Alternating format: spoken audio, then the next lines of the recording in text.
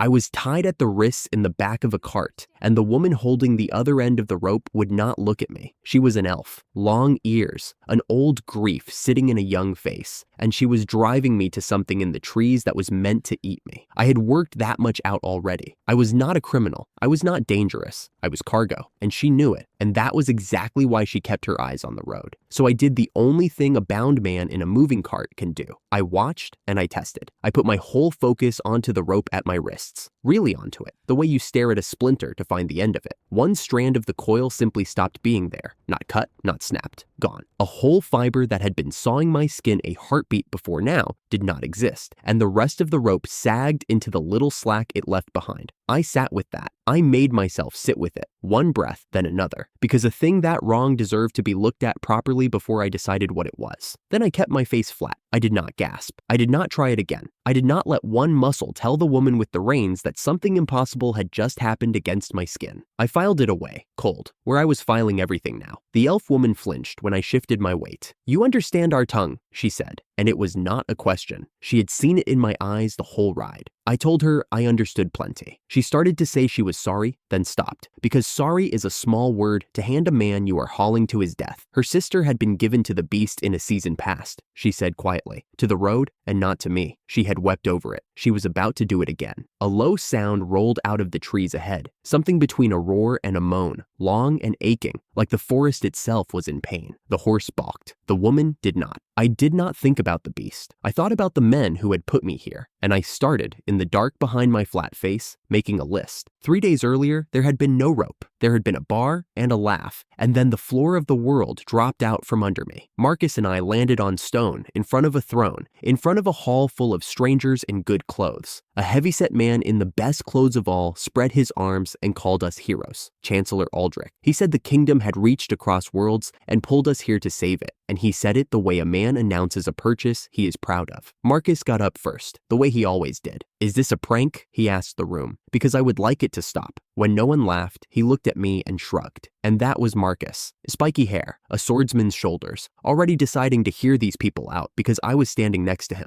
"Come on," he said. "We go together." They brought out a crystal that read, "A person's worth." Marcus touched it, and it lit. The word it gave him was Battlemaster, and the hall breathed out in approval. Sword growth, combat gifts, a hero the ledger could be proud of. He grinned at me over his shoulder, sheepish and pleased at once. Then I touched it. The word it gave the court was unemployed. For a moment, nobody understood. Then somebody did, and then everybody did. And the sound that filled that beautiful cold hall was laughter. Aldric held my result up like a bad coin. He read the word aloud so the cheap seats could enjoy it too. And he said what everyone was already thinking. A wasted summon. Money poured down a hole. Coin the bankrupt realm could not spare thrown after a boy who could do nothing. Even Marcus laughed. Not to wound me. He never had a cruel bone. Just a startled bark of it. "Ethan," he said, half a wince already in it. "That status is brutal." He did not know yet. Neither did I. Not really. The crystal had shown a storage gift beside the brand, and the court had glanced at it and called it junk, and I had let them, because you do not argue value with a room that has already decided you have none. That was the wound, not the beast waiting 3 days out in the trees. The shrug. A hall full of people looked at what I was, decided in one breath it was nothing, and moved on to lunch. I did not see what came after. I pieced it together later, the way you reconstruct a crime from the shape of the hole it leaves. Aldric went into a small room with his numbers. The summoning had emptied the treasury and turned the streets against the crown, and it had produced one useful hero and one useless one. And the useless one was a problem that could still be solved. So he solved it the way an accountant solves things. He did not have me killed. Killing costs and leaves a body. He had me sold, quietly, as trafficking goods dressed up in an old story about a divine beast and a forest of elves who needed feeding. A worthless investment turned back into a few coins, and a scandal made to walk out the gate on its own legs and never come home. To him, it was not cruelty. It was bookkeeping. That, I think, is the part I have never quite gotten over, that he slept fine. Marcus was told I had wandered off. He did not believe it. That is a different story and a longer one, and it was already starting somewhere behind me while I rode toward the trees. The cart stopped. The roaring was close enough now that I could feel it in the boards under me. I asked the elf woman why her people did not simply kill the thing if it ate their neighbors season after season. She said its life fed the forest, spirit blessings, the reason anything grew here, and that killing it would kill them slower, a cage they had built themselves and could not open. She climbed down and came around to the back of the cart, and her hands were shaking. She untied me. She did not have to. I could have taken the ropes off myself and she would never have known how, but I let her do it because a debt freely paid is worth more than a rope, and because I was already thinking about what I would need from her people later. I understand now what kind of man you are, she said, and the tears came with it. This is our shame, not yours. Her voice steadied on the last of it, the way a voice does when it has finally decided something. I will never again give an outsider to the beast, I promise. I believed her. I also, at the same time, was mapping my exits and pocketing the loose useful things within reach. A coil of cord, a knife left in the cart bed, small insurance sliding somewhere no one could search. I felt the sting of that, doing sums against a woman who was weeping over me. I did it anyway. That is who they had already made me 3 days in. I told her I had one friend in this world worth trusting. His name was Marcus. Then I turned and walked toward the roar. I went in braced for teeth, something with claws. A dragon, I had half decided. Or worse, some spirit-fed horror that matched a roar that could shake a cart. The roar cut off. In the middle of the clearing sat the monster. It was a panda, an enormous one, taller than a man where it sat, black and white and round, and it was looking at me with the flat, unbothered patience of a creature that has never once in its life hurried. I stood there. It sat there. Somewhere a bird started up again, as if the whole forest had also expected teeth and was now equally confused. Then it spoke. Not aloud. The words landed straight in the back of my skull, blunt and grumbling, and entirely without menace. It did not want my flesh. It had never wanted anyone's flesh. The lamenting roar that had fed a legend and emptied a village of its outsiders, season after grieving season, was a stomach. It was hungry. It wanted bamboo. It was extremely put out that there was none nearby and seemed to hold me personally responsible. I stood in that clearing and I did the arithmetic. A kingdom had bankrupted itself, branded me worthless, and sold me to be eaten. And the thing at the end of all of it was a fat telepathic freeloader complaining about the salad. Somewhere under the anger, something cracked, and I laughed. One short, dry breath of it. The first thing in 3 days that was mine. To be sure of the other thing, the wrong thing, the rope thing, I closed my hand around a stone at my feet and willed it away. It went, same as the fiber, gone into a box in the back of my head that the whole court had glanced at and called junk. A box, I was starting to understand, that could probably hold a great deal more than a stone. The panda hauled itself onto its hind legs, gestured at me with one lazy paw, and lumbered off into the trees, expecting me to follow. I looked back the way I had come, toward a kingdom that thought I was dead. I was not dead. I was free, I was hidden, and I had a skill that ate the world one piece at a time. I followed the panda, and I kept adding names to the list. The panda walked like it had nowhere to be, and all the time in the world to get there. I followed it anyway. It had bamboo on the brain, and I had questions. And for now, the two of us were pointed the same direction. The forest changed as we went. The bamboo stopped being green. Every leaf around us had turned the deep red of a maple in autumn, a whole grove of it burning quietly in the afternoon light. And none of that made sense for a plant that was supposed to stay green all year. I filed it away with the rest of what I didn't understand yet. Then the trees opened and there were huts, 5 of them, stacked out of logs, sitting in a clearing like somebody had once meant to make a life here. I counted as I walked. The first had a caved-in roof and a door hanging off one hinge. The second was worse, half sunk into the ground, long empty, the kind of empty you can smell. Nobody had lived in either for years. The third one had a door that still closed. I pushed it open before I thought about it. Inside, hung on a peg, was a dress, a simple poncho sort of thing, a belt looped beside it. Somebody's clothes, somebody's home. I put both hands up to the empty room like it could see me and backed straight out the way I'd come. Sorry, I told the doorway. Didn't know it was yours. I'm going. Who are you? The voice came from behind me. I turned and found a girl at the tree line, and she flinched when I looked at her, one foot already sliding back like she might bolt. A forest elf, long green hair, ears drawn to a fine point, slight as a reed in that same poncho dress. She looked about 17. More than anything, she looked like someone who had not spoken to another person in a very long time. You're human, she said, not quite an accusation. But you understood me. You understood my words. It's a gift I came with. I nodded at the panda, which had flopped onto its side in the grass. I can talk to anything that talks, Even that. Her name was Camilla. I gave her mine, and she said it back slowly, careful, like she was making sure it would keep. Then she asked in a rush if we could please be partners from now on, and there was something in the way she reached for the word that told me she'd been out here longer than anyone should be alone. I might have warmed to the whole thing if the panda hadn't picked that exact moment to start complaining again. The demand rolled into the back of my skull, blunt and flat the way it always came. Bamboo, bamboo, more bamboo. I'd been sold to this animal, tied in a cart, handed over, and it couldn't be bothered to sit up. Something in me came loose, and I took a step toward it, fully intending to put my boot in its ribs. Camilla threw herself between us. Don't, please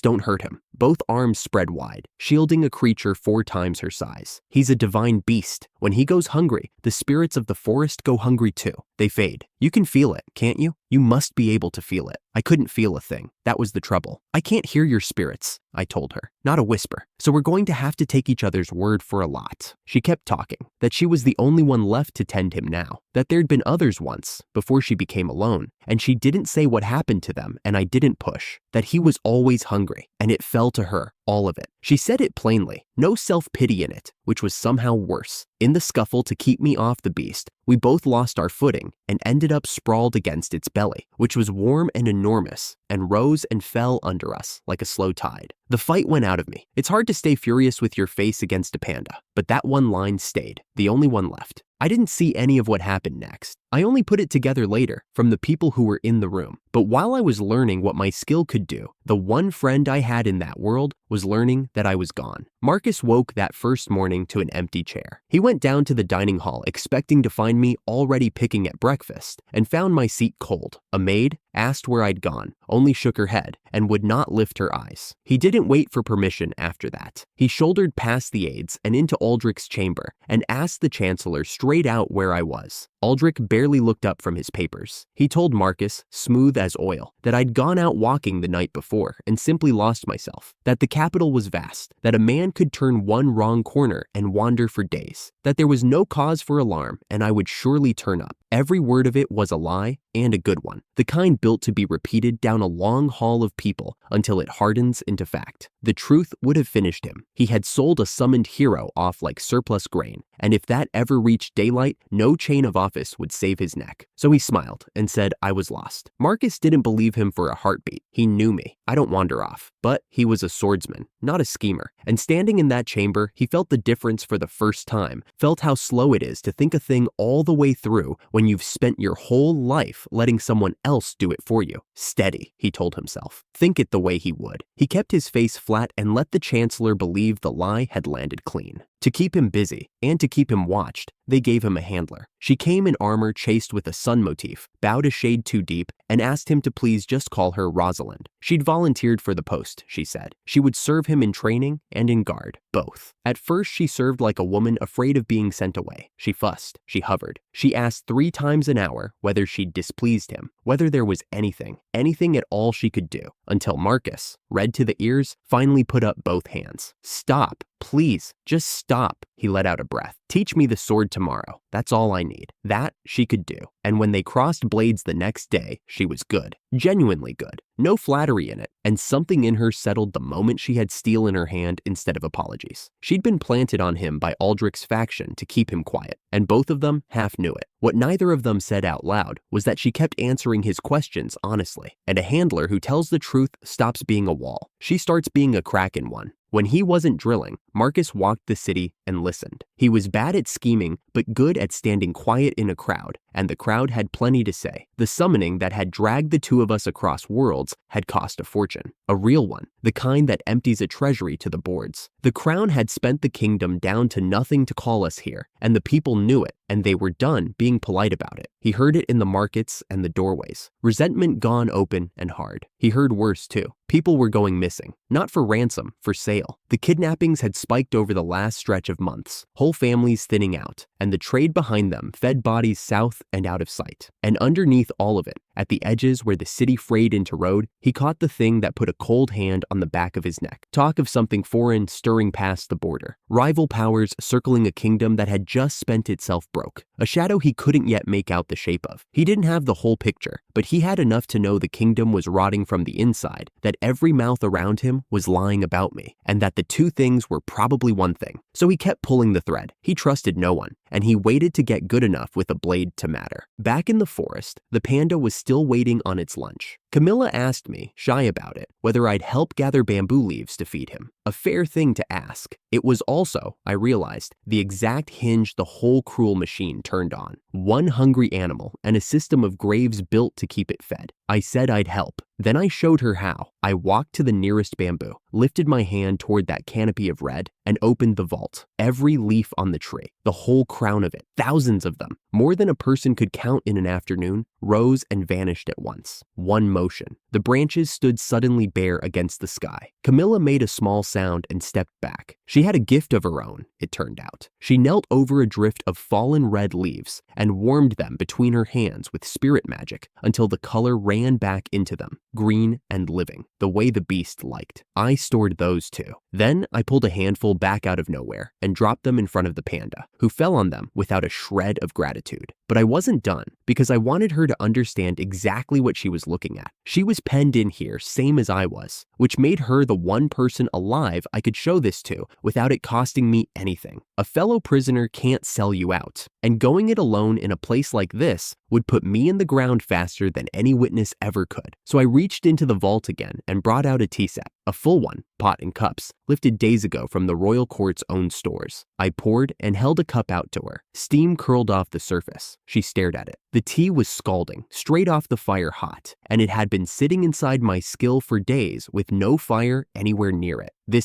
She couldn't finish. She tried again. It's still hot. It's been in there and it's still hot, which means inside, time doesn't. Her eyes came up to me, wide. This is space magic, real space magic. It stops time. You're carrying a place where nothing gets old. I let her say it. It was the first time anyone in this whole world had looked at the thing in the back of my head and named it true instead of laughing. Unemployed, the fat man had called it, and the court had roared. And here stood a girl in a poncho, holding a cup of tea that should have gone cold a week ago, telling me the truth not one of them had bothered to check. She told me the rest while the beast ate. The elves had bought people, paid the kingdom good coin for them, because they believed this creature demanded human flesh. It never had. It had only ever wanted bamboo. Every sacrifice, every life fed quietly into this grove had gone to feed a hunger that did not exist. I watched the panda smack its lips over a pile of leaves, and I didn't trust myself to speak. After that, I stopped asking the panda questions and started asking the space itself. I pressed the beast until it gave me the shape of things. In the lazy half answers it doled out, it was full. It held the spirit power down, so the monsters outside stayed weak. The caretaker had to be protected. Enough. The cage was real, and it was on purpose. So I went to map it. Not sightseeing, reconnaissance. If I meant to break a wall, I first had to know where the wall stood. Camilla led me north through the red bamboo, a walk of maybe 10 minutes, to a lake. It was big, a long oval, wider across than a village green, and it was wrong. Glass clear straight to the bottom,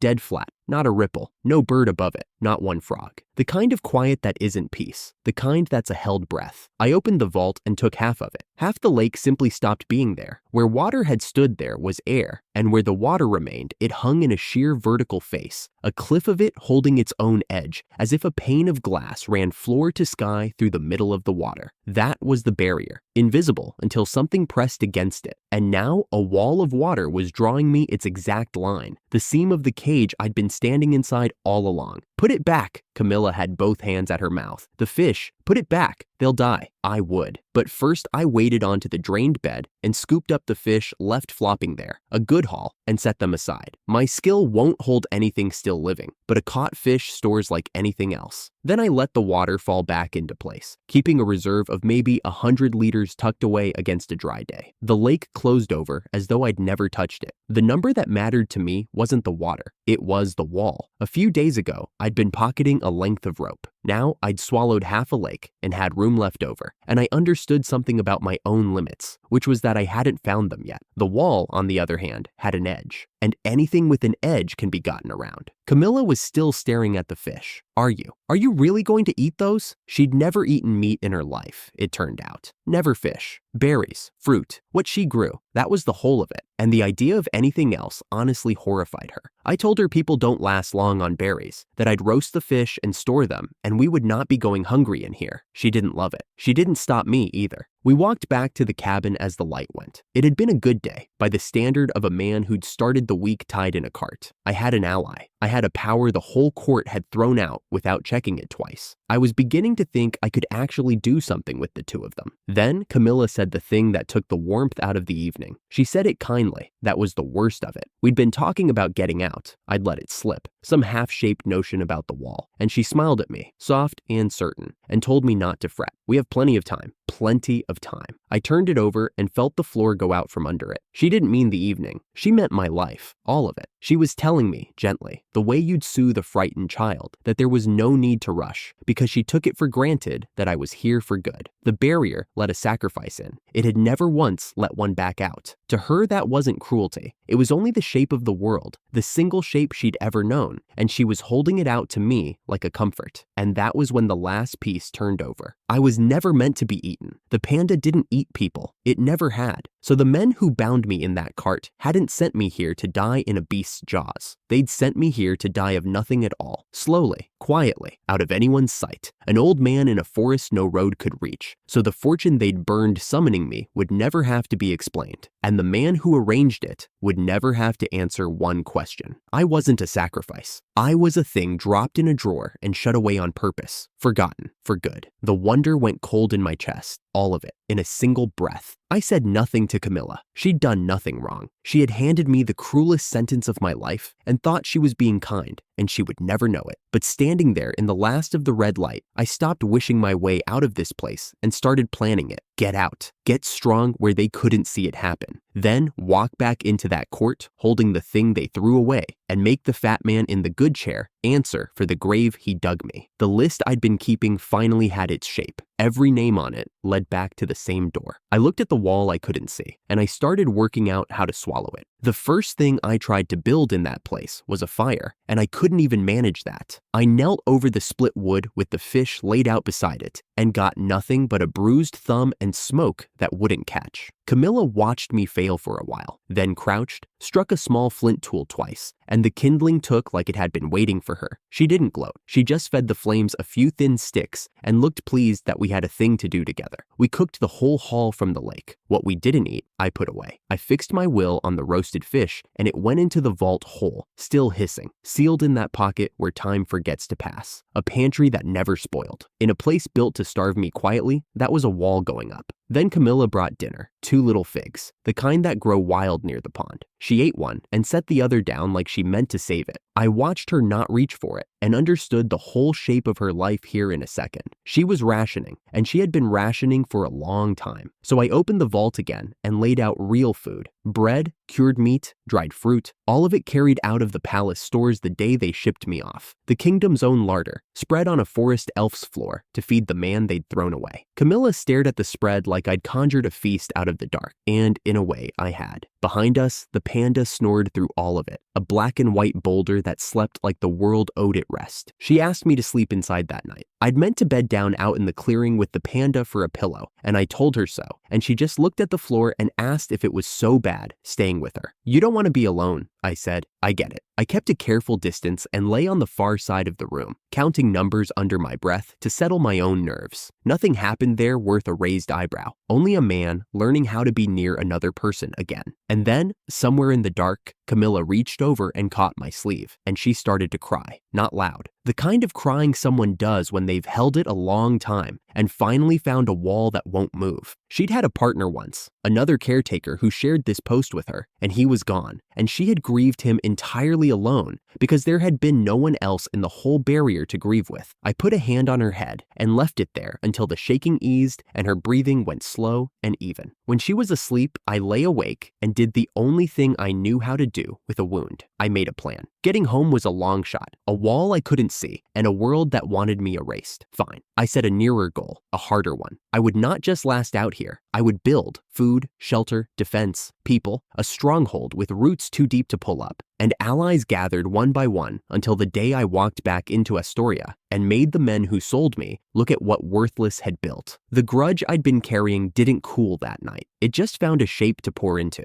Walls, fields, a people, a weapon that looked like a home. I didn't see any of this, Marcus told me later, and I put the rest together myself. Back in the capital, my friend was pulling wires. A faction envoy had slipped into his room the night before, all wide eyes and playing dumb, and let a name fall like she'd dropped it by accident. Lord Dalton, a merchant noble you reached through a garden called Hollybrook. Marcus was green at a lot of things, but he knew a gift wrapped to look like a slip when he saw one. He also worked out, lying awake, that his own room had ears. There was magic in the walls that listened. So the next day, the night Rosalind took him out where the crowd could swallow a conversation. She'd traded her armor for common clothes and a bright pink wig, and hung off his arm like a sweetheart, laying the cutesy act on so thick that Marcus went red to the neck, which was the point, because two people murmuring close under a bad disguise draw no ears at all. Over skewers at a stall, she drew him the whole rotten map. Chancellor Aldric's block held 60% of the kingdom, fused to the royalists. 3 smaller factions split the rest: Dalton's merchants, the army's generals, the church. The nightly parade of women into Marcus's room, he finally understood, wasn't seduction. It was every faction trying to buy the one summoned hero who still had a title worth owning. Marcus set his skewer down and said the only thing he cared about out loud. My priority isn't a seat at anyone's table. It's finding out what they did to Ethan. Rosalind heard the weight in it and led him toward Dalton's door. The lie about me was starting to have a price tag on it, and Marcus had just found the till. The days that followed, I learned what I was actually standing inside. I found Camilla out in the southern field one morning, working a hand-cut hoe and losing to the soil. She usually made 6 trips to the pond to water both fields. I filled her bucket in one motion from the vault and spared her the walk. And while she worked, I asked her the question that had been circling my head. The spirit density in here, she told me, ran 100 times higher than the world outside. That was the engine. Out beyond the wall, she could barely keep one tree warm for a single day before it flattened her. In here, she could hold that same warmth as long as she liked and feel only a little tired. 100-fold. The whole barrier was a battery, and every forest elf who stepped inside it would run 100 times stronger. I did the math out loud, because that's what I do.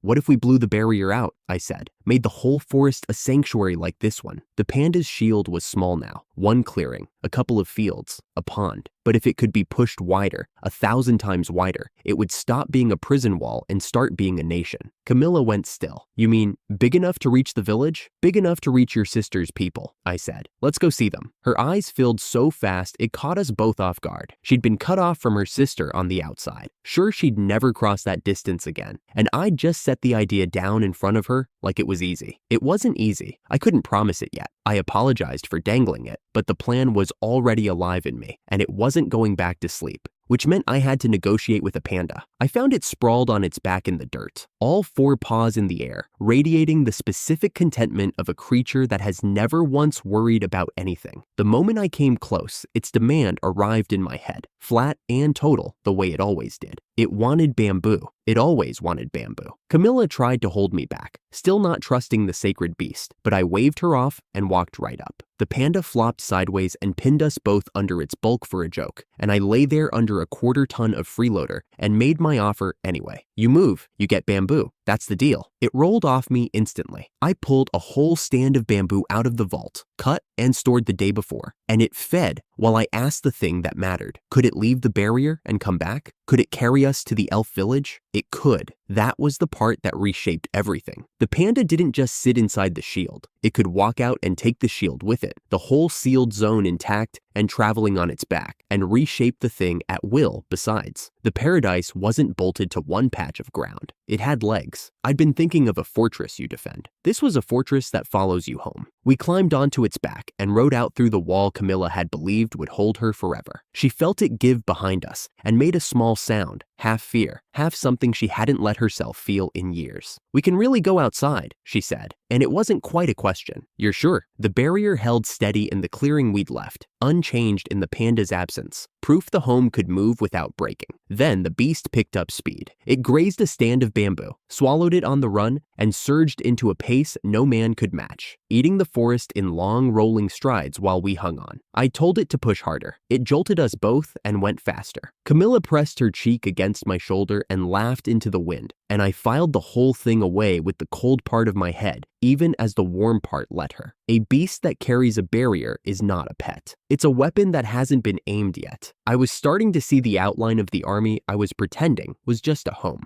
We reached the village inside a single day, with 2 stops to keep the panda fueled. The place erupted when we rolled in. A divine beast walking free, out of its barrier, is the sort of thing that empties a village into the square. Then they saw Camilla on its back, one of their own, and the panic curdled into stunned quiet. I fed the panda another armful of bamboo to keep it docile, and, privately, considered kicking it. I did not kick it. Their chief came through the crowd, young and composed, and demanded to know how a human had walked the sacred beast out of its wall. I told him the plain truth, that I could understand it and speak its tongue, and theirs, all of it clear as my own. That landed harder than the beast had. A human who spoke flawless forest elf was, apparently, impossible. He kept looking at me like a page that had a word on it he couldn't read. I let him stare. Every second he spent astonished was a second closer to hearing my offer. Then a woman pushed through the crowd, and Camilla slid off the panda's back before it had fully stopped, and the 2 of them hit each other like waves meeting. Her sister, Azalea, older, her hair a shade darker than Camilla's, ash green gone nearly silver at the edges, and the 2 of them held on and cried in a way that didn't care who was watching. Camilla had believed she would never see her again. Azalea had believed the same. I stood back with the reins of a divine beast in my hand and let it take the time it needed to take, because some things you do not hurry. The whole square had gone quiet around them. Nobody moved. For a long moment, there was just the 2 sisters and the sound they made, and I let it breathe.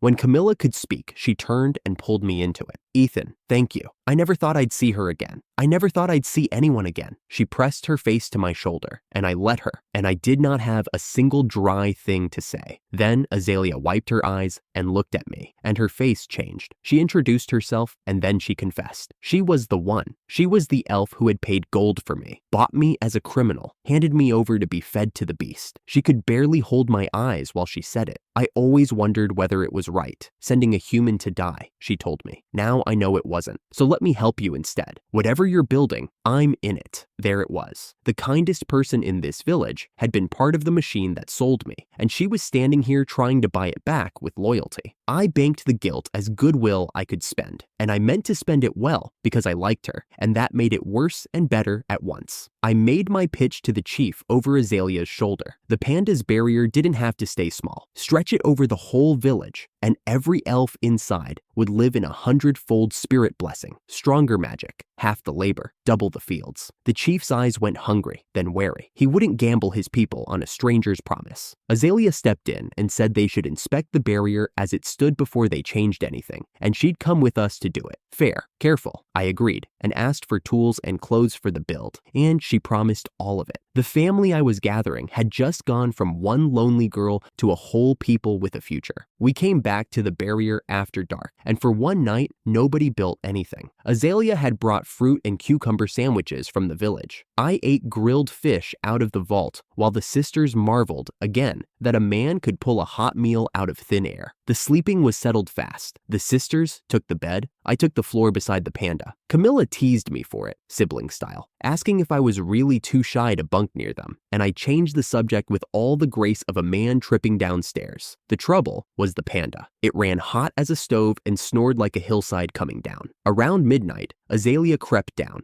genuinely worried I'd taken a fever in the heat, and I told her the only thing wrong with me was that I was being slow roasted by a divine beast. We talked low in the dark for a while. Forest elves, she said, live a very long time and rarely have children. That was why the village stayed so small, a long life beside an empty cradle. It sat in me heavier than she meant it to. The barrier project stopped being about bigger farms somewhere in that sentence, and started being about whether a dwindling people got a future at all. I finally shut the snoring off by wedging bamboo into the panda's open mouth, made a bed out of a borrowed towel, and slept. At first light, I found Azalea already out in the field, sowing. She was testing seeds she'd carried from the village, since Camilla had mentioned the hollow had no wheat. I offered to help. She smiled, knelt, murmured a short prayer to the spirits, and a whole stand of wheat rose out of the bare ground in front of me, seed to full grain in the space of a breath. I forgot to say anything for a second. Then my head started running the numbers, because that's where it always goes. Spirit density this high, and food stopped being a limit. Instant fields. The vault to store and haul it. I wasn't looking at a garden anymore. I was looking at the thing that feeds a fortress. It could feed an army. Camilla came around the path just then with 3 mandarin oranges in her arms, saw the wheat, and dropped all 3. I washed them off with water from the vault while she praised her sister and begged to try the magic herself. Then I asked the question I already half knew the answer to.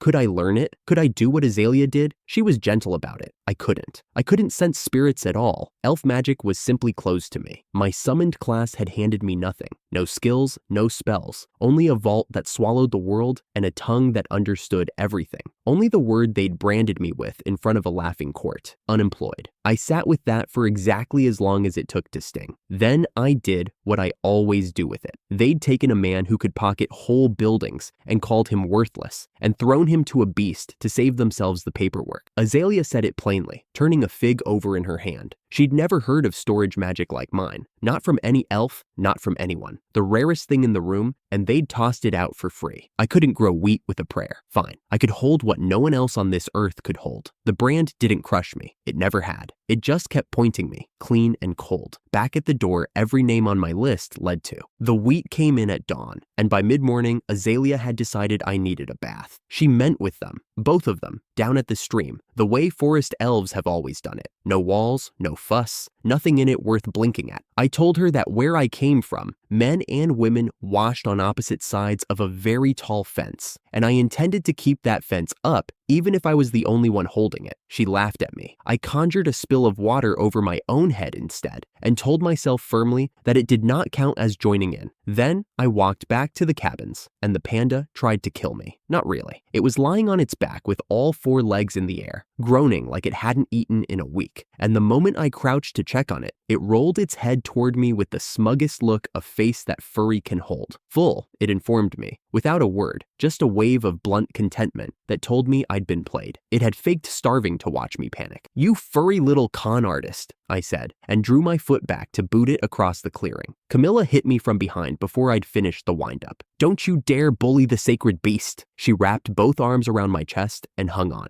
My balance went, and Azalea, who had come up to see what the shouting was about, went down with the pair of us in a tangle of elbows and green hair. I got up first, red to the ears, apologizing to a heap of laughing elves and one enthroned, gloating panda. Azalea dusted herself off, still grinning, and reached out to touch the beast's flank like she was touching a shrine. Then the grin dropped and she was all business. "You said you had a barrier plan," she said. "A bigger one, bigger than yours." I crouched and smoothed a patch of dirt to draw on. "Sit down, let me show you the numbers." The problem was density. Azalea walked me through it at the barrier's edge. One hand held out to feel the pressure of the thing. Packed too tight, the spirits that made the field would poison a body over time. Fine for a night, bad for a life. So before we made it bigger, we had to make it thinner. Bleed off about a fifth of the raw power, down to something a person could live inside for years. Then we made it bigger. That took the panda, and the panda took bamboo. I struck the deal cold. A wider field meant room for wider bamboo groves, I told it, which meant more leaves than it could eat in a season. So lend me your weight and push the wall out. It understood more bamboo the way I understood my own name. Halfway through the bargain, it flopped its whole bulk across my lap to make me feel the size of what I was haggling with, and Camilla peeled it off me with a fistful of leaves. We spent a full day at it, pushing, measuring, walking the new edge where the pressure fell away, since the elves can feel that line the way I can feel a wall in the dark. By dusk, the field was 4 times the size it had been that morning, doubled in every direction. Big enough to set a whole village down inside and still have room to farm. I asked Camilla why elves hunt if they don't eat meat. "Bone and fang," she said. "They carve tools from what they kill, because real metal is scarce to them." Then she added the thing that mattered, and she added it like it was nothing. "Copper, maybe, someday." She sorted leaves for the panda without looking up. but never iron. Iron pushes the spirits away. They can't move near it. I kept my face still and filed that somewhere cold and permanent. Iron repels the spirits. It was why no elf had ever held an iron tool in their life. And it was, though none of us said it out loud, the first piece of a weapon. The panda is a terrible way to travel. It seats two and burns through leaves like a bonfire. Twice on the road to the village, we had to stop and let it demolish a bush before it would go on. Camilla stayed behind. There was only room for the two of us. The village was a scatter of log lodges under old trees. 120 forest elves who went quiet and reverent the moment the panda ambled in. It promptly rolled onto its back in the middle of all that awe and fell asleep with its belly to the sky, and not one of them loved it a shade less for it. Their chief, young, careful, sharp behind the courtesy, came out to meet us. I told him the truth plainly. The spirits were failing out here. Inside my barrier, they ran thick and safe, and there was room now for every soul he led. Come live in my field, I said, before winter. He would not answer for his people. I will hear every voice among us, he told me. Grant me until the answer is ready. 120 elves, and he meant to poll each one. I liked him for it. Night falls hard in that forest, and the elves can't see in the dark, so we made to leave and come back for the verdict. On the way out, we stopped at Azalea's home for her belongings. A proper log lodge, bigger than Camilla's hut, a high slanted roof, and no upper floor. While she packed, I crouched and went underneath it. "What are you doing down there?" she called. "Checking how it stands," I said, running a hand along the base. Pillars, set right on the ground. No deep foundation, nothing rooted. Exactly what I needed. I came up brushing dirt off my knees and didn't explain. She would see it soon enough. Azalea came out with her arms full of keepsakes and a teasing little bow, offering me this trinket and that as her benefactor. I waved it off. "Put those back inside," I said. "All of it. You won't need to carry a thing." She frowned. I looked at the lodge, the whole lodge, roof and walls, and the belongings still sitting on its shelves, and I said one word: store. The house was gone. Not fallen, not folded. Gone, the way a coin goes into a pocket. There one breath, and simply not there the next. Where a lodge had stood was a bare rectangle of packed earth, a pale ring of grass that hadn't seen sun in years, and dust still settling in the shape of walls that no longer existed. The whole structure, roof timbers, floorboards, every cup on every shelf, was sitting in the space at the back of my head, held perfectly still. Azalea sat down, just sat, straight down onto the ground, staring at the place her home had been. "It's gone," she managed. "My house. I feel as if I've been scooped up and carried off whole, walls and all." "It's fine." I gave her a hand up. "It's going into the barrier. Everything exactly where it was. I'll set it down again." She held on to my hand a moment longer than she needed to,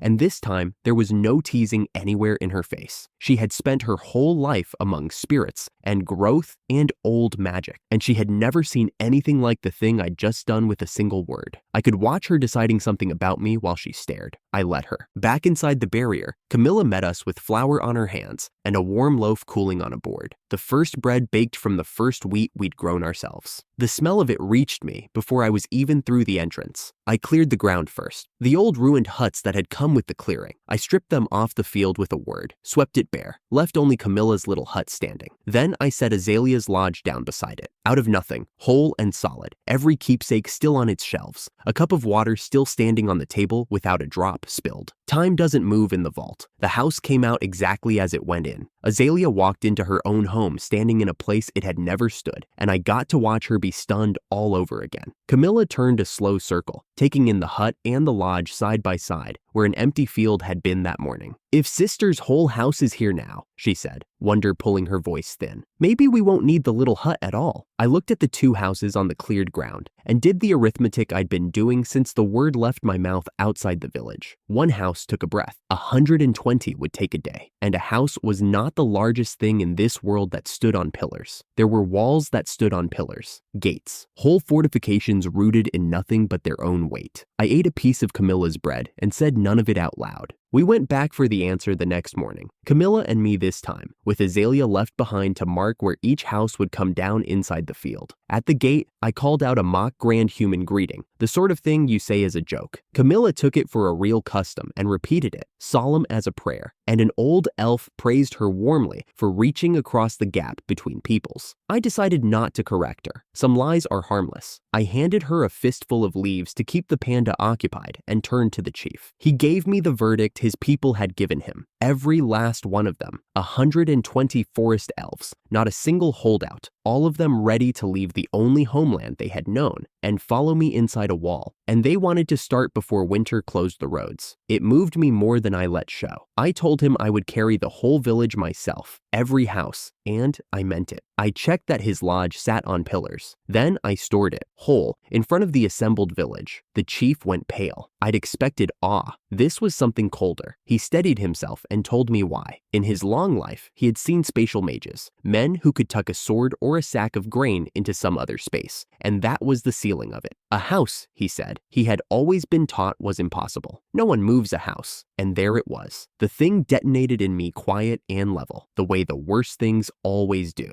A power like this doesn't get thrown away by accident. It doesn't get branded useless and sold off for a handful of gold because a fat man in a good chair couldn't be bothered to check what he was holding. It gets thrown away on purpose. I hadn't been discarded because I was worthless. I'd been discarded because I was a scandal, a summoning that cost a fortune and went wrong. And the cheapest way to bury a failure that size was to brand the evidence unemployed and hand it to the elves to feed to a beast. The kingdom already had item boxes of its own, spatial men of its own. Throwing me away cost them nothing. Hiding what they'd done was worth everything. Aldric knew exactly what he was throwing out. The chief must have caught something moving in my face, because he told me, gently, that I owed him no story. The elves felt only gratitude, and would not blame me if I hated them for what had once been done to me. I told him I didn't hate them. That was true. The hate had somewhere to point now. A face, a title, a man in a good chair. And it wasn't aimed anywhere near the elves. I would go back, in a disguise, so no one knew the dead man had walked home, and I would make him answer for it. I stored the last house in the village that afternoon, and the vault still wasn't full. 120 homes swallowed whole, and the thing at the back of my head had room to spare. My friend Marcus carries an item box too, back in the kingdom. A normal one, a good one. Mine could have eaten his 100 times over and still asked for more. The brand they'd hung on me to shame me was the exact reason it held so much. I kept finding new ways to appreciate the joke. Camilla rode behind me on the panda's back as we started home, and she finally said the quiet thing she'd been circling for days. "It's strange," she said, "that the humans didn't keep you. Power like that." She wasn't needling. She just couldn't make it fit. Neither could I. Not cleanly. The summoners were never one body, I told her. More likely, one faction inside the court had moved to be rid of me while the rest looked the other way. Not a whole kingdom's mistake. A few men's choice. That was the shape of it, and it made the target smaller and clearer. The panda lurched under us and nearly threw us both. It had stopped dead, gone rigid. Its lazy sprawl snapped tight, and Camilla's hand closed hard on my sleeve. "Ethan," she whispered, "there's something out there, in the brush. A monster, I think, waiting." Then it stepped onto the road. A bear the size of a cottage, moss green, one long horn like a unicorn's jutting from its skull, claws like carving knives, bigger than the panda by half. "Let's just go around it," I said. The panda threw me off its back. It planted itself in the road, squared up at a monster half again its size, and made one thing very clear before it would lift a single paw. Bamboo first. I swore at it, dug out a fat handful of leaves, near 100 of them, and slapped them down in front of its nose. It ate. The bear roared. Neither of them gave a step to the other. Camilla wasn't afraid. A divine beast is loved by the spirits themselves, she told me, calm as still water. There was nothing in this forest that could touch it. I braced anyway, waiting for the panda to do something enormous and magical, some flare of spirit light to match the theatrical way it always fussed over its leaves. The bear reared up on its hind legs to its full towering height and roared to make us small. The panda walked into its reach and hit it once. One paw, the right front one, the same lazy paw it used to shove bamboo into its mouth. The bear left the ground, went into a tree trunk thick as a barrel, and did not get up. It was finished between one breath and the next. No struggle, no second blow, no magic at all. Just a monster the size of a cottage thrown across the clearing like a sack off a cart, and a panda already ambling back toward its leaves. "Physical," I said, to no one. "That was physical," Camilla clapped. "He's so strong! Amazing, Ethan!" As if I'd had a thing to do with it. I stored the bear's carcass in the vault out of pure habit and stood there recalibrating everything I thought I knew about the animal that snored on my floor every night. I had been feeding this thing bamboo and calling it a freeloader. I had drawn my foot back to kick it that very morning, and it had just ended a monster bigger than a house with one bored swipe, the way you flick a fly off a table. I filed it away where I kept the iron and the walls on pillars. Assets. All of them. For a day, I was finally starting to be able to picture. I moved the whole village in a single day. 2 clearings anchored it, the one where I'd first met the panda and the one where Camilla's hut still stood. And around them, I set down 120 houses out of the vault, one after another, whole and intact, cups still on their tables. Azalea walked the field and told me where each one belonged, and by the time the light went gold, I had built a town on ground that had been empty forest a week before. The elves arrived with no food, and it didn't matter. They pressed seeds into the soil, murmured their prayers, and the orchard fruited in front of my eyes, apples and pears swelling ripe in the time it takes to boil water. I asked Azalea whether forcing the ground like that over and over would strip it dead. It draws on mana, she said, not on the soil. The land never tires. The last worry I'd been carrying about this place dissolved on the spot. So there it was, 120 souls, an orchard that fed itself, a wall that healed itself, and a lazy monster on the floor that could break a bear's spine without waking all the way up. The man that court had branded useless and fed to a beast had built the one place in this world that no kingdom could match, and built it exactly where none of them would ever think to look. I stood at the edge of it in the last of the light. The windows of 120 houses came warm and yellow one by one, and somewhere near the orchard an elf started singing. A home, finished, safe, feeding itself without me, which meant, for the first time since they'd loaded me into a cart to die, I was free to turn around and walk back the way I'd come. I looked west, past the wall, toward the Capitol, and the man in the good chair who was so certain he'd buried me. Time to go and be a scandal again. I held the mirror up and waited to meet a stranger. Nothing came. Same tired eyes, same nose I'd been born with a world away, the same face the court had looked at and decided was worthless. "It's working," Camilla said, leaning around my shoulder. "Your ears are long now, pointed. You look like one of us." She tilted her head and added, gently, like she was breaking bad news. "It didn't make you handsome, though. That's not what the pendant's for," I told her, and let it go.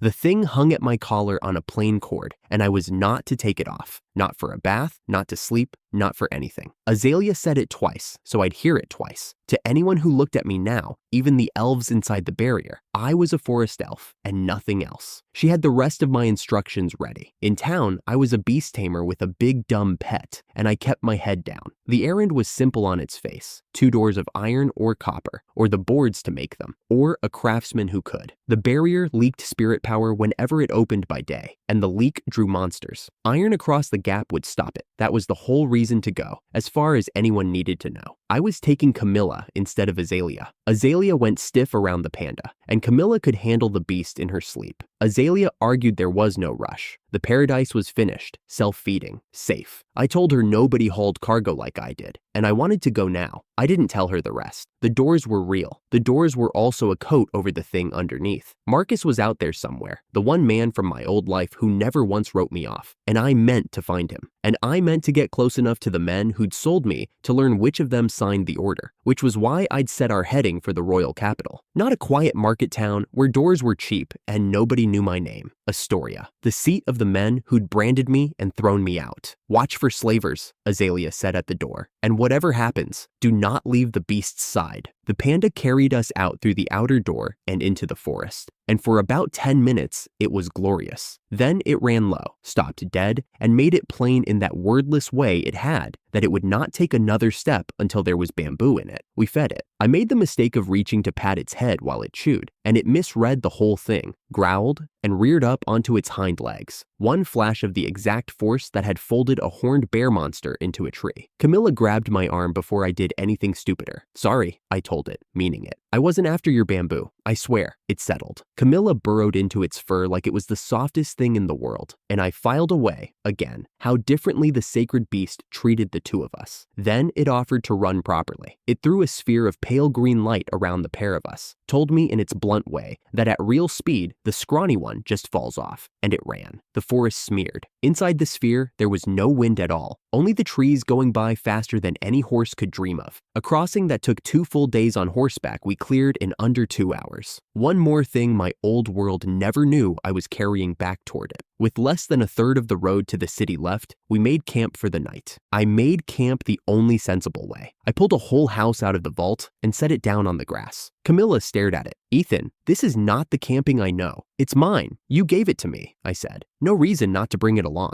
The panda ate more bamboo, perked up, and threw a double barrier around the house without being asked. 2 layered shells of light, the kind of thing that would have taken an elf coven a night's work, tossed off like it was stretching. Camilla went quiet by the fire. Then, not looking at me, she asked if she could sleep near me instead of alone. She didn't explain, and I didn't make her. I knew enough. There had been a long stretch of her life with nobody in it, and the dark was worse when you faced it by yourself. I told her that was fine. At dawn, the panda wanted bamboo before it would carry anyone, so it got bamboo, and then we rode. I saw the city before I saw the city. What I actually saw was smoke, a dark smudge standing straight up over where Astoria should be, catching the first light. Behind me, Camilla's grip tightened. "The spirits are frightened," she said. "Something's wrong there." My first real look at the world that had discarded me, and it was on fire. The men who'd stood in that hall and called me useless couldn't keep their own capital from burning. I didn't say any of that. I said we'd go take a look, carefully, and the second it turned dangerous, we'd pull straight back. She wrapped both arms around me and told me not to leave her, not for anything. We rode toward the smoke. 6 fires. I counted them as we came in. 6 separate columns of smoke standing over the rooftops, and the strangest part was the people. Nobody screamed. They moved around the square with their shoulders up and their eyes down, quick and grim. The way you move through weather you've learned to expect. That told me more than the fires did. A city only gets that calm about burning when burning has stopped being news. Camilla wanted the panda registered as my pet, so that even alone it wouldn't be cut down as a monster. Fine. We headed for the registration office off the square. The panda couldn't work the door. It never could. So Camilla opened it, and the beast barreled through and plowed straight into a man coming the other way. A woman in chased armor spun on us, hand going to her sword, snapping at me to control the animal and asking the man if he was hurt. The man caught his balance and turned around, and my whole plan went sideways in a single second. I knew that face. Spiky black hair, swordsman's shoulders, the easy stance even a burning city couldn't knock out of him. The one comrade who'd stood in that hall and refused to laugh when they laughed. "Marcus," I said. He froze. His eyes went over the long ears, the elf's face, the pendant at my collar, and then they found mine underneath all of it, and I watched him just know. "Ethan," his voice cracked on it. "Ethan, it's you. I was about to leave. I finally got clearance to ride out and look for you. I was coming to find you." He took a step, half laughing, half something else, like he couldn't decide whether to grab me or make sure I was real first. I could have dropped the whole act right there, fallen on my oldest friend in the middle of the square and let it all out. I didn't. Some cold new part of me held the line even for him, kept the ears, kept the pendant, kept my voice level while I checked, just for a breath, that this was really him and really safe. That was the part of me the cart and the dark had built. It bothered me a little that it wouldn't stand down, even here. Then Marcus grinned, that same grin I'd known since we were kids, and the cold thing let go of my throat and I let myself be glad. He was alive. He'd been about to come looking. Everything I'd told myself was only a supply run. This was the real thing under it, standing right in front of me. The armored woman planted herself at his shoulder, still glaring at the panda, still deciding whether we were a threat. "Rosalind," he called her. She didn't relax. I decided I liked that about her. "You need to finish whatever you came to do and get out," Marcus said, low, glancing at the smoke. "It's getting worse here, fast." We agreed to skip the registration and go somewhere we could eat and trade what each of us knew.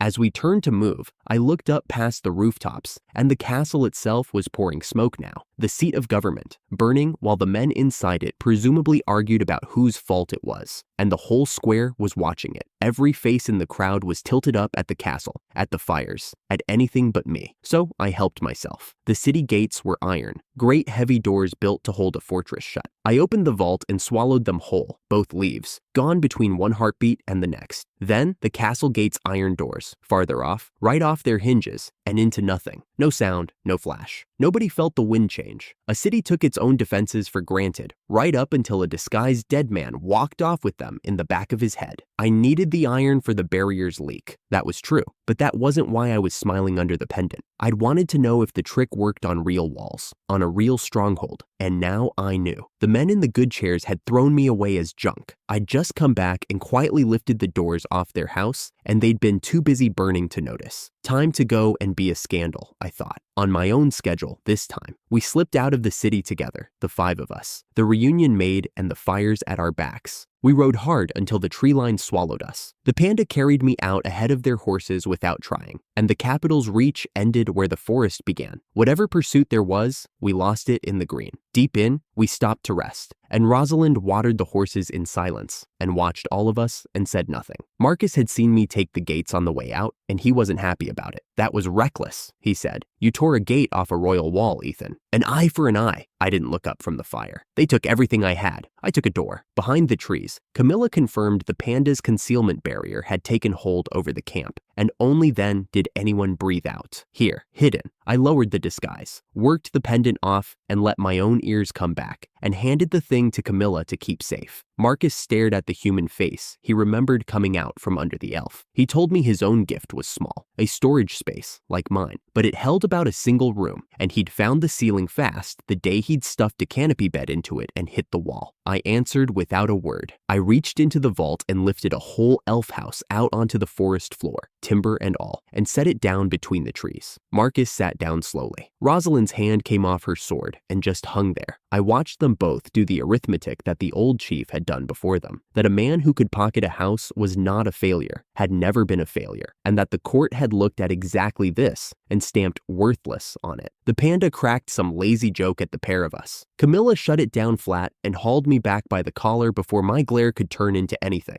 I was never as quick as you, Marcus said quietly, looking at the house. I just always knew they were lying about you. He paused. I didn't know they were lying this big. Marcus laid out food and coffee inside Camilla's house, and we finally put everything he'd carried out of the palace on one table. The panda tried the coffee, gagged at the bitterness, made its disgust extremely clear, and got bamboo instead. Then it dozed, supremely uninterested in the reckoning being drawn up around it. I laid it flat for them. Aldric summoned us, I said. Marcus and me both. His faction ran the ritual, and it cost a fortune. Court mage, sustained effort, enormous magic. You don't spend that unless you're certain you're pulling extraordinary power across. I turned my cup in my hands. The ritual came up short on me, or it looked like it did. And a chancellor who's just burned a fortune on a summoning that didn't pay off has a very ugly choice. Own the failure in front of the whole court, or make it disappear. The room was quiet. Even the fire seemed to lower. He made it disappear, I said. He stood up in open court, called me unemployed, and made the whole hall laugh. Turned me into a joke so nobody would ask what the joke had cost. And then, while I slept, he had me sold off, carted away to be eaten, so the wasted money would never have a face attached to it. The story he fed everyone else was that the failed summon just wandered off on his own. Rosalind had gone very still. Sold, she said. Master Ethan, say plainly what you mean by that. I mean, I woke up tied in a cart, I said, on my way to the forest elves as livestock. She was a knight of the neutral block, the knight commander's people. She'd stood in that hall herself. I watched it land on her the way it needed to.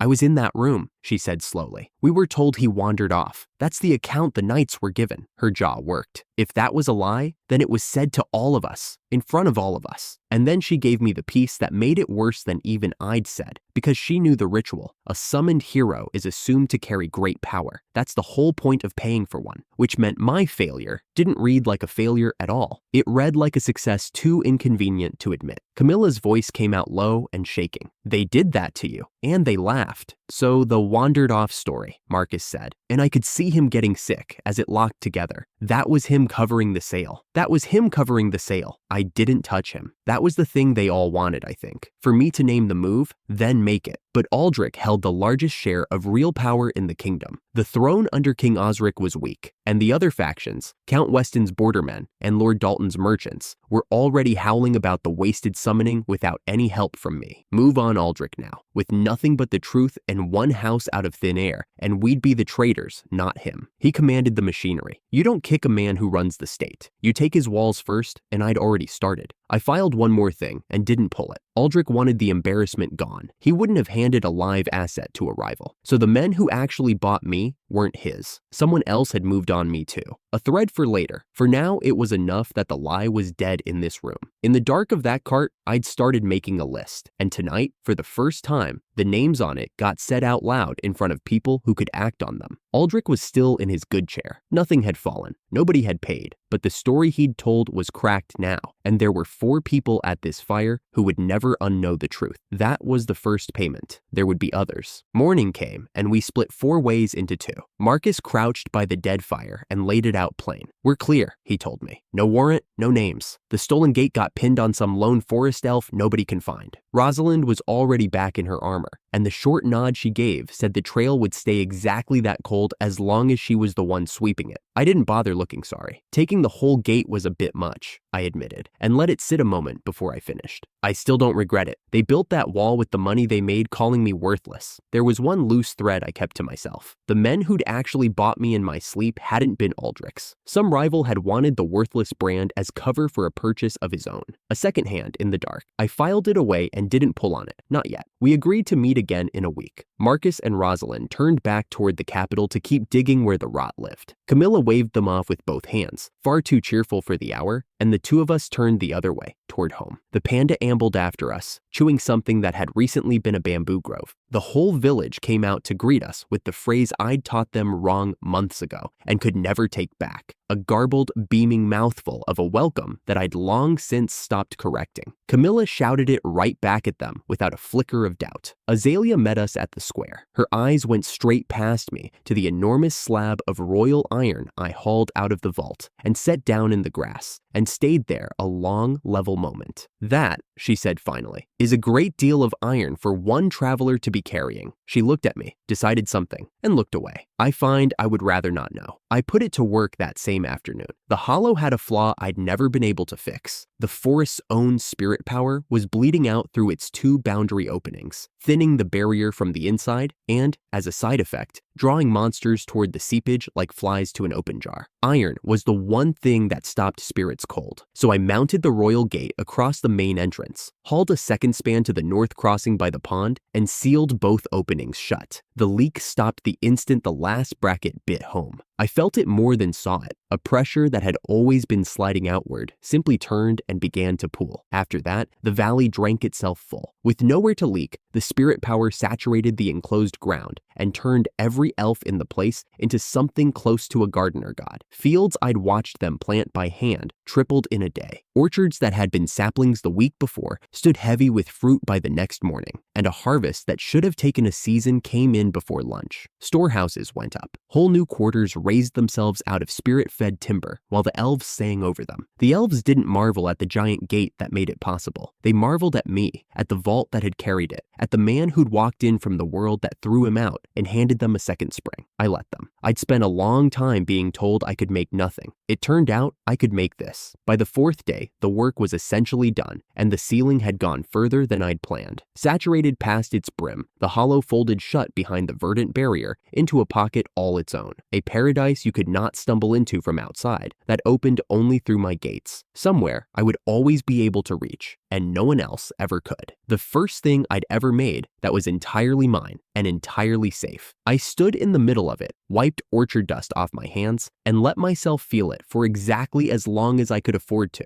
A cart in the dark and a man who could swallow a house had come a long way to end up here, with dirt on his palms and nothing chasing him. Far behind me, in a city I'd walked out of on my own terms, a fat man in fine robes was starting to sweat. I wasn't there to see it, but I could read the shape of it from what Marcus fed back. The story Aldric had buried. The ruinous fortune poured into a summoning that came up short. The failure he'd laughed off as a joke in open court refused to stay buried. It was passing house to house through the nobility now. Count Weston's people and Lord Dalton's were hammering on it. The Chancellor who thought he'd made an embarrassment disappear was watching it multiply behind his back, and he had no idea yet that the man he'd sold was still breathing, or that his own gates were gone. 4 days after the seal, I was halfway through a plate of grilled bear when Azalea grabbed me by the collar. "You're covered in grease," she said, disgusted. "Come, now." I did not get a vote. Camilla lifted the skewer clean out of my hand. The panda planted a paw on my back and shoved, and the 3 of them frog-marched me to the north gate, where 3 villagers already stood watching the seam. "A trace of spirit power is still bleeding from the crossing," Azalea said. "Barely a thread. Enough to draw something in. She tipped her chin at the gap beneath the iron. Look, I looked, and I wished I hadn't. The thing squatting in the tree line beyond the barrier was a dragon that had never once needed the sky. It stood on 8 crocodile-footed legs, longer than the village longhouse, spined all down its back and tail. Its scales a dull swamp green that swallowed the light. A land dragon, Azalea called it later, the kind that walks. It was the size of a house, and it had smelled the leak. Point the panda at it, I said immediately. Behind me, the panda flopped onto its back and informed me, in that flat pressure it pushed behind my eyes, that it was busy and the matter was beneath it. It kept eating. Azalea just smiled and cracked the iron gate a hand's width. I opened my mouth to tell her that was insane, that you did not open the door for the house-sized thing with teeth, and shut it again, because she wasn't looking at me anymore. She was looking at the dragon, the way a farmer looks at a rat in the grain. The dragon felt the opening and came, 8 legs driving it into a charge. That dull green mass gathering speed, jaws swinging wide, close enough now that I could see the ridged plates flexing along its throat. Camilla's hand found my sleeve. I braced to grab her and run, and Azalea raised one hand, and light gathered along it. Not a spark, not a glow, but a clean-drawn shape, a bow of pure spirit fire longer than she was tall, and she loosed a single arrow into the closing gap. It crossed the distance faster than my eye could follow it. It took the swamp dragon straight through the skull and ran the whole length of the beast in a line of white, and the thing that had made me want to hide behind a panda simply stopped, mid-lunge. All that driving weight collapsing forward into the grass on the wrong side of my gate. One arrow, no second one needed. The silence afterward was so complete, I could hear the fruit dropping in the orchards behind us. Sister, that was incredible, Camilla breathed. Azalea lowered her hand, and the bow of light came apart into nothing. That wasn't me, she said, almost gently. That was the density of the spirits your gates sealed in. Outside this barrier, that monster would have cost lives. In here, it cost 1 arrow, and I barely spent a fraction of what I'm holding. I looked at the house-sized corpse cooling on the wrong side of my gate, and understood, without any joy in it, that I had built a fortress. The place I'd made was not soft. It had teeth I hadn't known were mine. 7 days after we'd parted from Marcus, we rode for the capital to make the meeting. The forest fell away behind us, and Camilla talked to fill the road. There were more spirits in the world than the forest kind, she told me. Moon spirits, wind spirits, whole varieties tied to different races and places. It clicked something into place for me. The monsters came for the forest spirit signature specifically. That was why they kept turning up at the north gate and nowhere else. I never thought the forest could be that terrifying, I said, thinking of the dragon. You keep saying you're useless against things like that. Camilla shook her head. But there are things only you can do, Ethan. The village stands because of your gates. I found my sister again because of your gates. I didn't have an answer for that, so I fed the panda instead. It had slowed to a sulk half a mile back, demanding bamboo with escalating menace, and when I finally handed a stalk over it, took the stalk and a good portion of my hand along with it. I swore. It chewed, satisfied, and picked the pace back up. That was the last easy thing that happened for a while. The capital gate, the one I'd torn down on my way out, had been rebuilt fast in iron and rough timber, and it was shut. Barred from the inside, guards turned out in front of it, waving travelers back down the road. I'd left the disguise off. With a war on, Marcus had warned me the last thing I wanted was to stand out as a lone forest elf, so I came as myself and kept my head down. A guard put a hand up before we got close. No entry, he said. Cities closed indefinitely. Food and water are sold outside the walls now. That's all you'll get here. Closed for what? I asked. He looked at me like he was deciding whether telling me was a kindness or a cruelty, and told me anyway. Word is, the Keysmark empires crossed the border, whole army marching on the capital. His jaw worked. And the realm's too busy tearing at itself to stop them. The rebel counts rose against the crown, the border lord marched with them, and the whole frontier got left standing wide open behind them. Invasion and civil war, both at once. Cities shut until it's over, if it's over. I stood there and let it land, and it kept landing. The Keysmark Empire, a foreign army on the march, and a traitor lord inside the walls holding the door open for it. Invasion and civil war in the same breath, and this whole grim, practiced quiet at the gate was a city that already knew it couldn't win.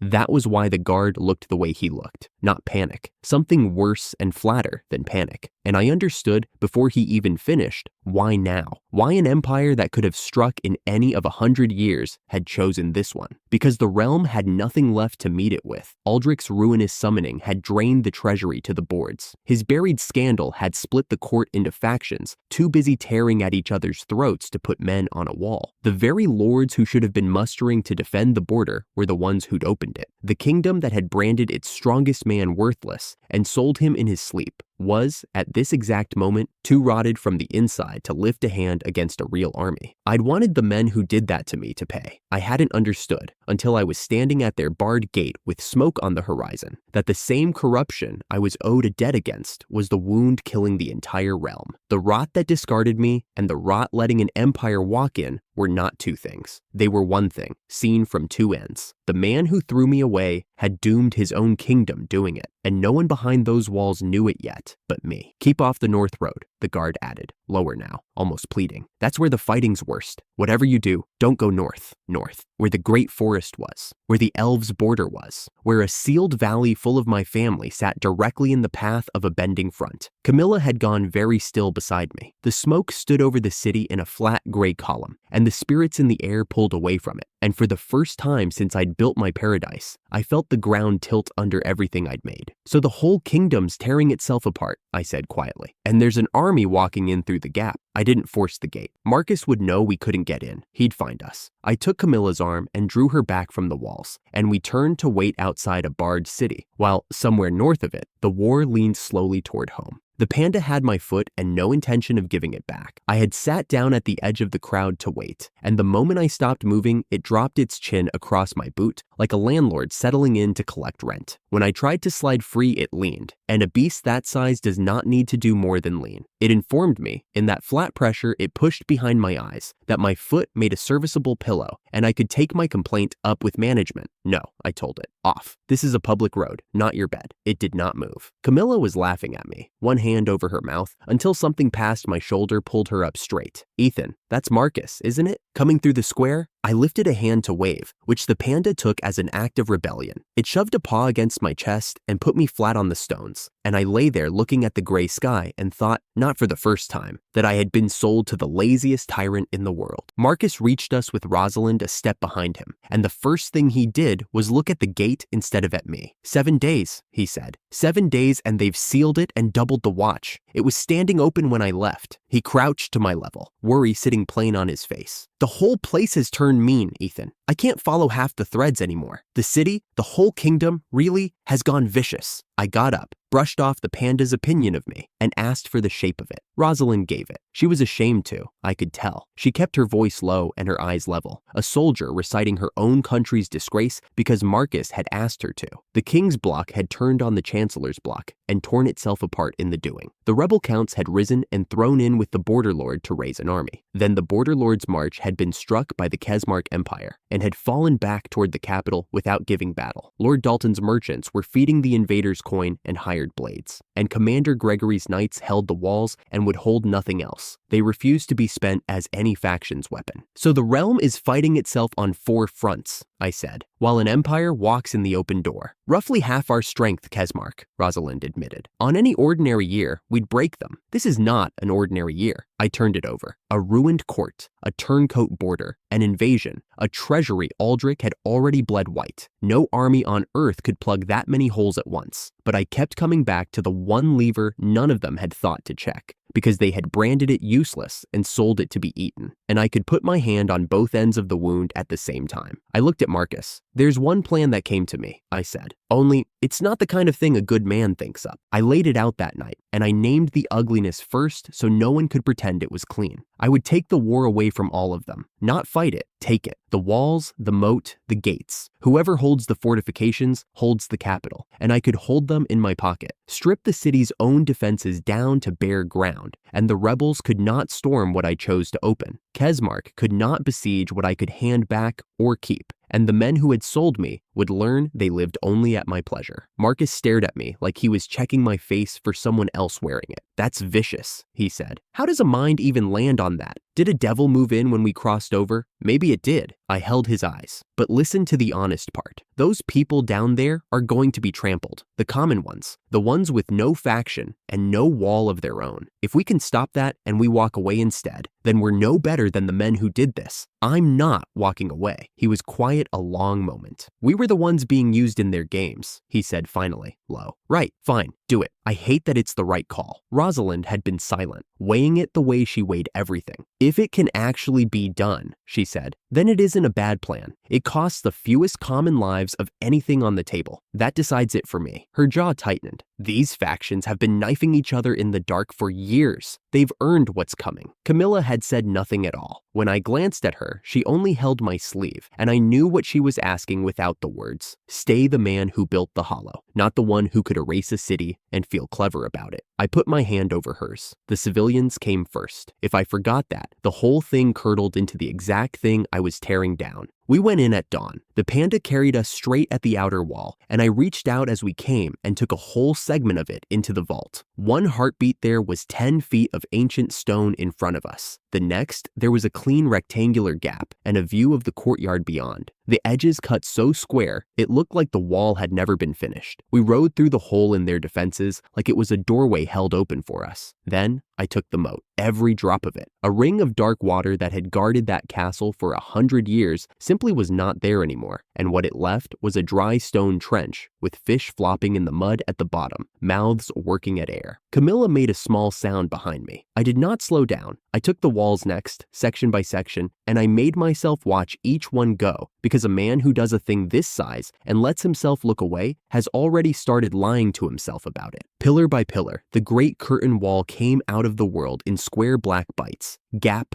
gap, gap, until the castle that had loomed over this district stood stripped and open in the morning light, naked as a house with its rooms torn off, every hidden thing inside it suddenly out in the cold. For good measure, I swallowed the gates and the drawbridge too, so that whatever else happened, they would never be able to close this place again. That was the part that turned a raid into a hostage taking. They would understand it slowly. The gatekeepers understood it fast. They were the same kind of men who had looked straight through me the day I was hauled past them as goods, bored, armored, certain of their stone. One of them started to shout a challenge. "Who are you? By what right?" And I watched the words die in his mouth as his eyes went from me to the empty air where a wall had stood a breath ago. The stone that made them brave was gone. All of it, in seconds, taken by a thin, unarmed man on a fat white beast. They backed away from me. One of them dropped to his knees on the flagstones and started begging before I had said a single word. And behind him, the first officials were already scrambling out of the naked castle to see who they had to please to survive the morning. There it was, the men who never spared me a glance, on their knees in the dawn, over walls I was holding in the back of my head like loose change. A year ago, I had been the thing carted past these stones, tied and priced and not worth checking. Now the stones were mine, and the men were begging, and the whole hierarchy that had weighed me and found me worthless had been turned over in the time it takes to draw a breath. I would be lying if I said no part of me wanted to stand in it, but standing in it was exactly how a man became Aldric. I had a whole city on the table to earn this moment. Real people, the ones with no wall of their own, whose safety I had just put in the scale to force a surrender without a slaughter. If Kesmark called my bluff before I handed those walls back, if the rebels moved faster than I'd judged, the ones who paid for it would not be the officials scrambling on the steps. That wait does not let you enjoy the view for long.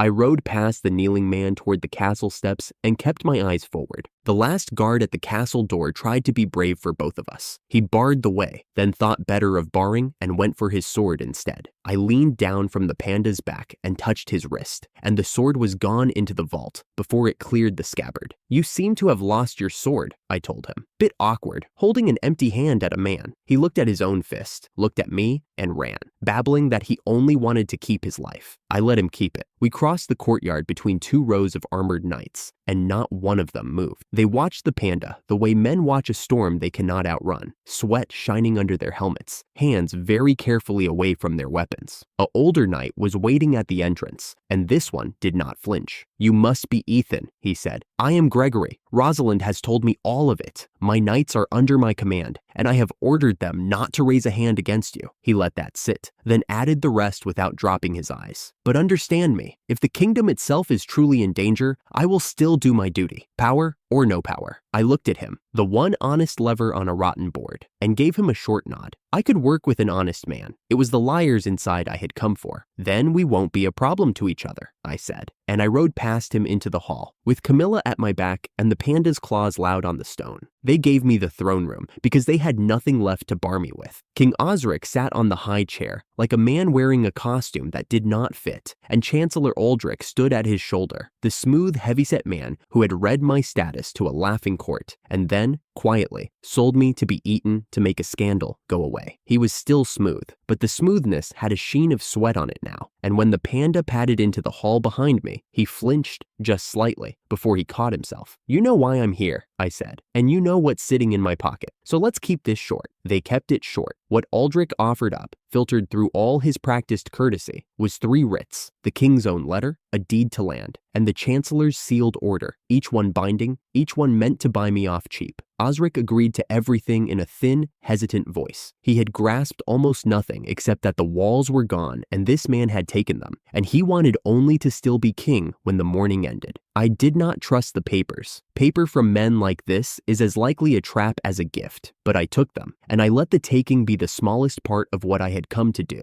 Then I asked him the real questions. I asked if there was a way back to my old world, and he spread regret over the table like butter. Such a tragedy, so little known of the summoning arts. He would of course search tirelessly, and I asked flat who had ordered me sold as trafficking goods. He did not blink. Through all his warm and sorrowing words, the shape of the answer was always the same. Surely it had been the despicable rebel counts. Surely never the loyal chancellor who had only ever meant to host an honored summon with open arms, and how it grieved him that such a wrong had been done under his very nose. He never once let the smile slip. That was the thing about him I had not understood until I was standing in front of it. I had built him up in my head all year as a monster, and he was worse than a monster. He was a clerk. He had sold a living man the way another man crosses a wrong figure out of a ledger, and he could stand here and grieve about it and mean the grief a little, the way you might regret a cost you'd had no real choice about. I sat and listened to him lie 2 steps from the throne he had bankrupted a realm to fill, and I did not believe a single syllable of it, and I did not need to,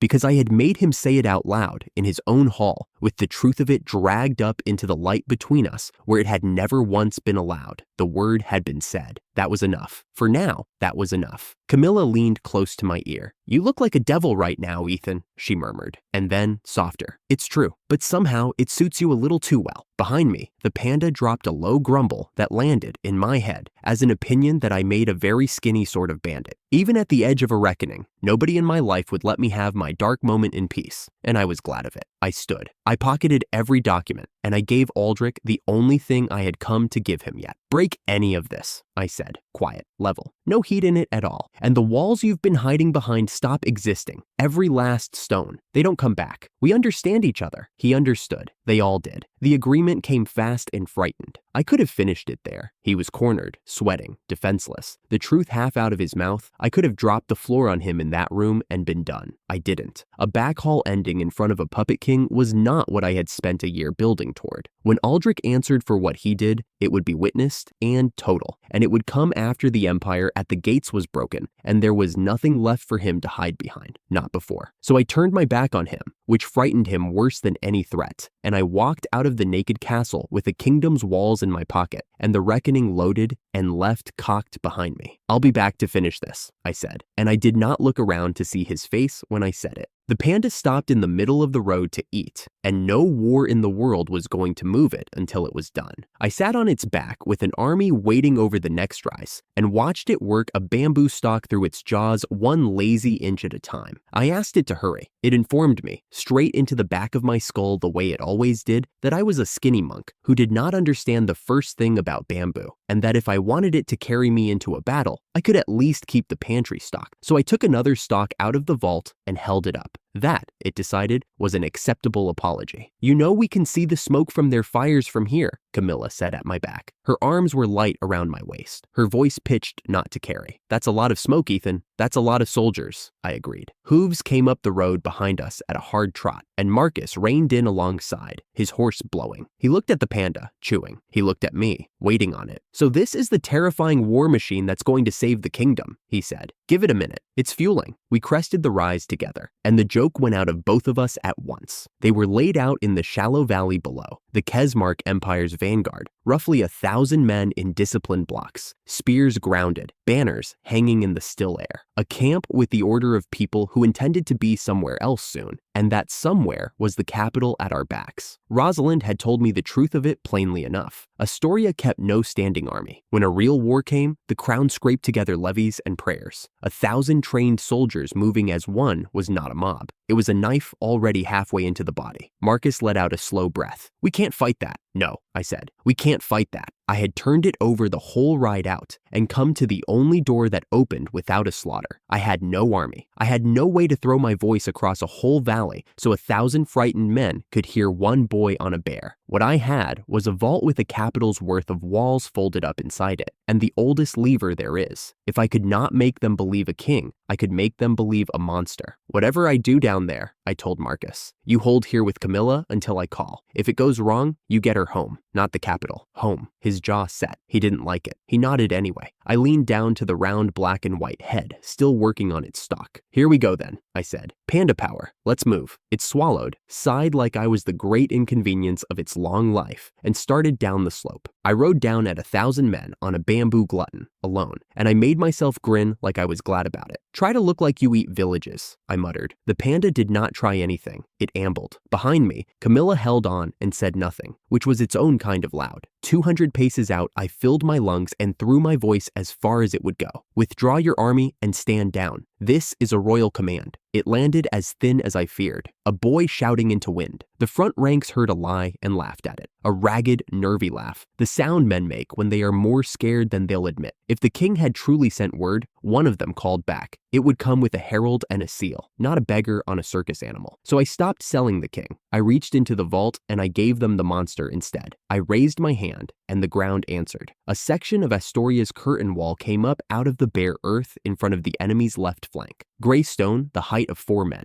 moat slick at its base, rising in one clean, silent surge with no scaffold, no masons, no siege in reverse to explain it. It simply was. Where a heartbeat before, there had been grass. Dirt sheeted off the top of it. Somewhere a horse screamed. I didn't stop. I brought up another to their right and another sealing the low end of the valley behind them, dropping the great pocketed slabs into place like a man laying bricks on a table. The disciplined blocks stopped being blocks. They churned. A wall where the road home had been. A wall closing the flank they'd meant to wheel through. Stone rising out of nothing at the wave of one hand. That was when the word started, and it ran through 1,000 throats faster than any order. Demon. I heard it come apart into pieces as it spread, that the capital had fallen to a demon, that the king was surely a prisoner in his own hall, that the thing on the beast wore a man's face and pulled fortresses out of the air. Every wall I raised made it truer to them. I had wanted them afraid. I had not wanted to hear a grown soldier 3 ranks back start praying. I want to be honest about the inside of that moment, because it is the part the songs would leave out. I did not feel like a demon. I felt like a clerk terrified of dropping a slab on the wrong square. Every stone I set was a bet that fear would hold them still instead of tipping them into a charge. And I was making that bet with 1,000 strangers' lives who had done nothing to me but follow the wrong flag. One of them refused the fear. A mounted commander broke from the ranks. Big voice. The kind of man a rout turns toward when it needs a spine. He rode the line and hauled it back together. That a demon bled like anything else. That they would take the capital from its hands today. That the man who cut it down would be the one the empire remembered. Spears came off the ground. The nearest block found its shape again and leaned toward me. I raised the last walls I meant to raise, tight to their edges now, and called out the only mercy I had, loud and flat. "Pick one," I shouted. "Crushed or starved out. That's the whole menu." And under me, without a word in my head, the panda stopped dead. It planted all 4 feet and went rigid, and every hair I could see stood up along its spine. I said its name. It didn't answer. Then it reared, straight up onto its hind legs, taller than it had any business being, and it pitched Camilla and me clean off its back into the grass. I hit the ground rolling. Camilla went down beside me and didn't get up. Her face had gone gray, her eyes half rolled, one hand clawing at the dirt. "Camilla!" I got an arm under her. "That's not it," she managed, barely. Her breath came in scraps. "The sacred beast's magic. It's so heavy. I feel like I'm going to black out." I felt it too. Then, late and dull, the way a human feels these things. A pressure with no direction, coming up off the animal like heat off a road. So thick the air seemed to bend around it. The 1,000 men behind their walls felt it as well. The prayers stopped. The commander stopped. The whole shouting field went silent all at once. 1,000 faces turning up toward the beast standing over us. And I understood, cold in my gut, that every joke I had ever made about a lazy bamboo glutton had been made in front of something I did not remotely understand. Whatever was about to happen, it was not my plan anymore. The panda looked down at me, and in the pressure behind my eyes, it named its price. It would end this. But it wanted a bet first, the way it wanted everything first. A wager of 1,000 bamboo leaves, counted out and owed, before it lifted a single claw.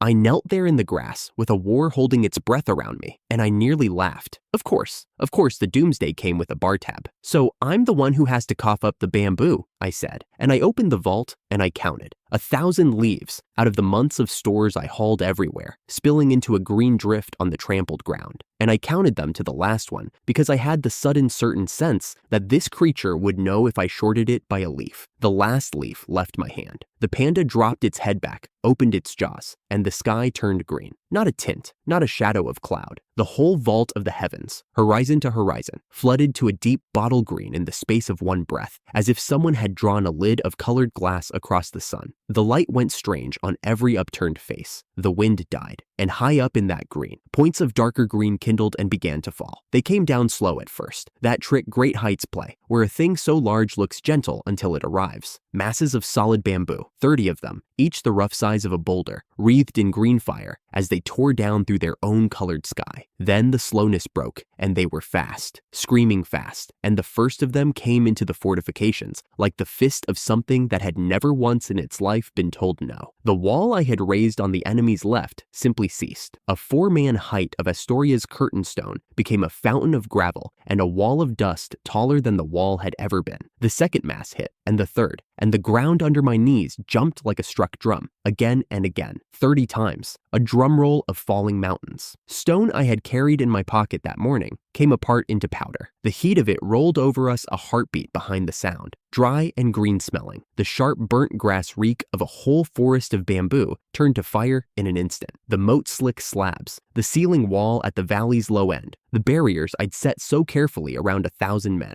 The meteors took every one of them and unmade it, and the dust rolled up in a gray-green tide and swallowed the whole field. I threw myself over Camilla and held on while the world came down. Then it was over, and it was quiet, and the quiet was the loudest part. The dust thinned. The green drained out of the sky as fast as it had come, ordinary daylight bleeding back in at the edges. Where the fortifications had stood, there were long, low ridges of rubble and craters still smoking with bamboo fire. And the army, the 1,000 men, the spears, the commander with the big voice, was on its knees, not fallen, kneeling. To a man, all across the churned field, they had gone down and they were sheathing their swords, hands shaking, faces white, staring at the beast the way you stare at weather that could have killed you and chose, this once, not to. It had leveled the walls and left the men. The mercy was in the aim, and every one of them knew it, and every one of them knelt. Beside me, Camilla got her breath back, sat up in the ringing hush, and looked at the panda now settling back onto all fours, already sniffing around for a leaf it might have missed. "It ate the bet," she whispered, "and then it did that. The lazy bamboo glutton," I said. My own voice sounded far away to me. "That we've been feeding scraps for weeks." I had called it a divine beast because the elves did, and I had never once meant it. A corrupt court had shoved a useless boy into a cart to be eaten by a monster in the woods, and the monster had turned out to be this, a doomsday folded into a fat animal that wanted nothing from the world but bamboo and a nap. They'd handed me the weapon that would break their war and never known they'd done it. I sat in the rubble of a broken invasion, and I let that land all the way down.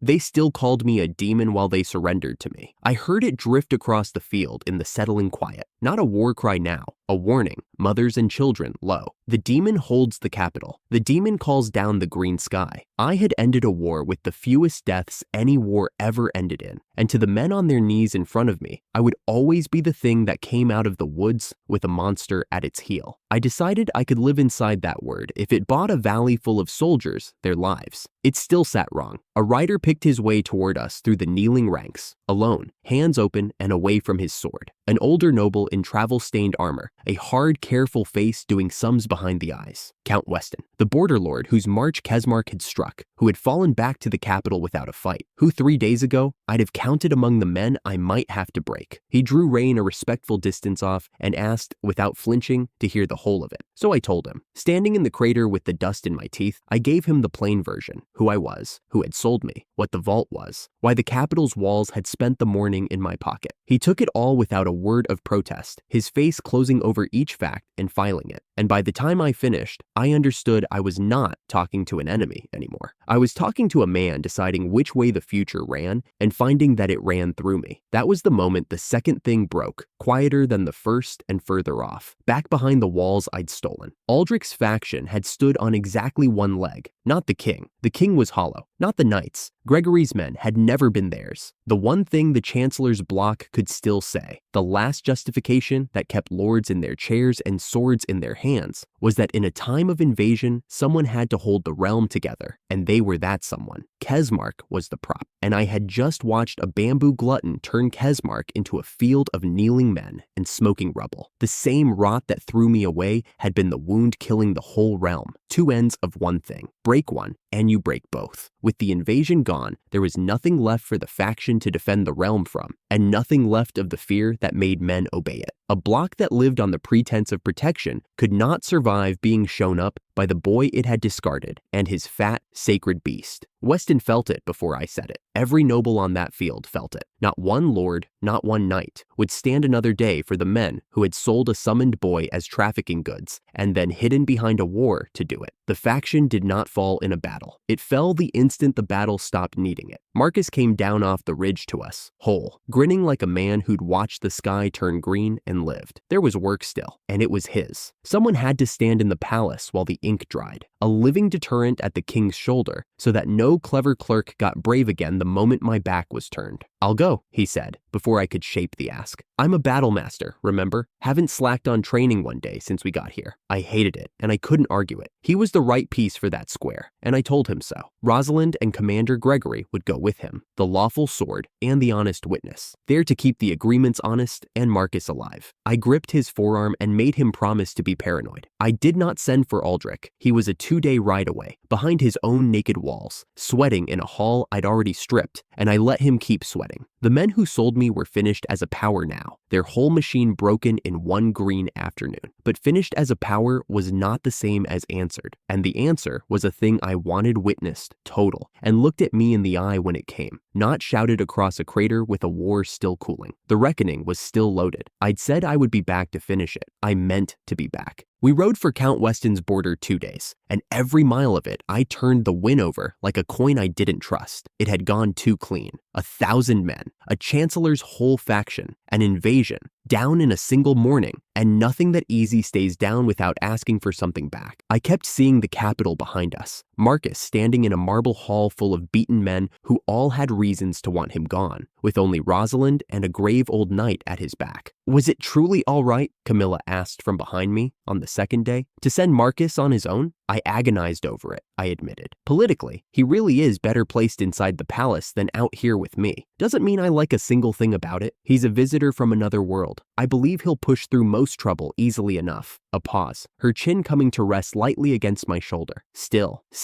I said. The panda chose that moment to swing its great head around and bite me on the arm. It didn't hurt much. It was the soft, embarrassed nip of an animal that had swallowed 1,000 bamboo leaves and ended a war, and then gotten shy about being thanked for it, and didn't have a better way to say so. I yelped anyway, on principle, and it faced front again with enormous dignity, as if I had imagined the whole thing. Camilla laughed into my shoulder, the first clean laugh either of us had managed in days. The doomsday weapon that broke the Kesmark Empire wanted, more than anything, for me not to make a big deal of it. We spent the nights inside Camilla's old house, pulled whole out of the vault. The panda's green barrier curved over us against the dark of a strange road, warm, safe. The habit of a man who'd learned the world turns hostile without warning and had stopped being caught unready. On the second evening, the column ahead slowed, and Camilla lifted a hand toward a thin silver line crossing the road up ahead. "They say once we cross that little stream," she said, "we're in the border count's land." It was a border you could step over, a trickle of water a single stride wide that a lord's whole territory hinged on. I looked at it, and I looked back the way we'd come, north and east toward a capital where the walls were still in my pocket, and the man who'd sold me was still sitting untouched behind the ruins of his own power. I had broken his war. I had knocked the last prop out from under him and watched his faction come apart in the dust of a green sky. Every wall between me and him was mine now, and every one of them would stop existing the day I decided the last debt came due. Not yet, but soon. I nudged the panda forward, and we crossed the little stream into whatever came next. I had come back for a last stand, and the road would not give me one. A day earlier, I had stood in Count Weston's border hall and watched a beaten man sign his name to terms he no longer had the strength to argue. Then I turned the panda north again, back toward the capital, braced the whole ride for whatever men the Chancellor still had who could hold a spear. I expected a line thrown across the road, a rampart of the desperate, a last knot of soldiers with nothing left to lose and orders to die where they stood. The approach to Astoria was empty. No barricade, no line, only banners, and every one of them lowered, hung slack down their poles the way men lower a flag when they have decided that raising it will only get them killed. The retreat had churned the ground, and then the cold had dried it hard. The cookfire smoke was gone. Nothing moved on that whole broken road but the three of us and one enormous, unbothered panda. Camilla sat close behind me on its broad back, her arms loose at my waist, watching the dead road with the same unease crawling up her neck that was crawling up mine. "Where is everyone?" she asked, barely above a whisper. I didn't answer, because a rider was already coming. He came at a careful trot, both hands high and open, held well away from the sword at his hip. One of Weston's surviving men, sent ahead to meet me. He drew up at a respectful distance and told me what the empty road had already half told me. The whole region had yielded. Every lord left standing had lowered his banner the moment word spread that the boy who carried the capital's own walls in his pocket was coming back to collect. No one would raise a weapon. There was nothing left worth raising one for. I thanked him and let him fall back, and for a moment I just sat there on the panda in the gray morning light and turned the shape of it over in my head. The men who had spent a fortune to drag me across worlds, who had looked at the word stamped on my status, decided it made me garbage, and shipped me off in a cart to be eaten alive, had nothing left to trade. Not an army, not a wall, not a single card in a single hand. All they had left was their knees. "It's too easy," I said. Camilla's chin came to rest lightly on my shoulder. "Is that a bad thing? A foreign enemy wouldn't have knelt." I watched the lowered banners hang there in the still air. Kesmark would have died on this road before they bent. These are men of the same realm. They only ever fold when there's nothing left to sell. That was the part that kept my hand from unclenching. Men who fold that fast are men still doing arithmetic, still weighing whether one knife in one dark hallway buys back what the surrender cost them. I wasn't going to trust the quiet until I had the one man I came for standing in front of me. The panda chose that moment to inform me, in that flat pressure it liked to push behind my eyes, that the scrawny one was thinking far too loud, and none of it was bamboo. I told it to walk. They were waiting for me in the open plaza where the curtain wall used to stand, the wall that now sat folded flat inside my head, along with the moat and the gates and every other thing that had once made this place a fortress instead of a courtyard. I knew their faces. That was what stopped my breath for a second. I knew every one of them. The heavy man who had sat in the good chair at the ceremony and read the word unemployed off my status like a judge handing down a sentence, while the whole court laughed. He was here, on the flagstones, down on both knees. The lord who had put his seal to the papers that dressed my sale up as a holy sacrifice, kneeling. The ones who had turned their backs while a cart hauled me out toward the trees, who had gone home that night and slept fine. All of them, down in the cold stone, heads bowed, hands turned open and empty. I brought the panda to a halt, and I did not get down. I let them stay exactly where they were, and I let the moment stretch. Then they began to beg. They did it the way frightened, powerful men always do. They dressed the terror up as devotion. One swore his house had always believed in my worth, had always known there was more to me than the word on the page. Another offered me protection, as though I were the one in this plaza who needed a wall at his back. They offered titles. They offered land, whole tracts of it, carved off their own holdings, and pushed across the stones toward me, a seat on the royal council. One of them, his voice coming apart in his throat, offered a daughter, a marriage, a place woven right into his bloodline, as if binding me to the family that had thrown me out could somehow unmake the throwing. I let each offer land, and I said nothing to any of it. I had spent a long time picturing this exact scene. On that first night, sitting in the dark and listening to the thing they'd sold me to breathe, I had built this moment in my head. The mighty on their knees, the shrug finally answered. The tables turned the whole way over, and here it was, laid out in front of me precisely as I'd drawn it. And it did not taste the way I'd thought it would. It tasted like watching a scale tip, that was all. Push hard enough on one side, and the entire weight of them slid down into the dirt. The same men who had once decided my life was a rounding error, folding the instant the arithmetic stopped running in their favor. There was a satisfaction in it, cold and real, and I won't pretend there wasn't. But underneath the satisfaction was something I hadn't braced for, and it sat closer to unease. Power had bent these men flat to me in a single afternoon. It bends that easily. I filed that away, hard, because a thing that bends to you that easily is a thing you could learn to enjoy bending,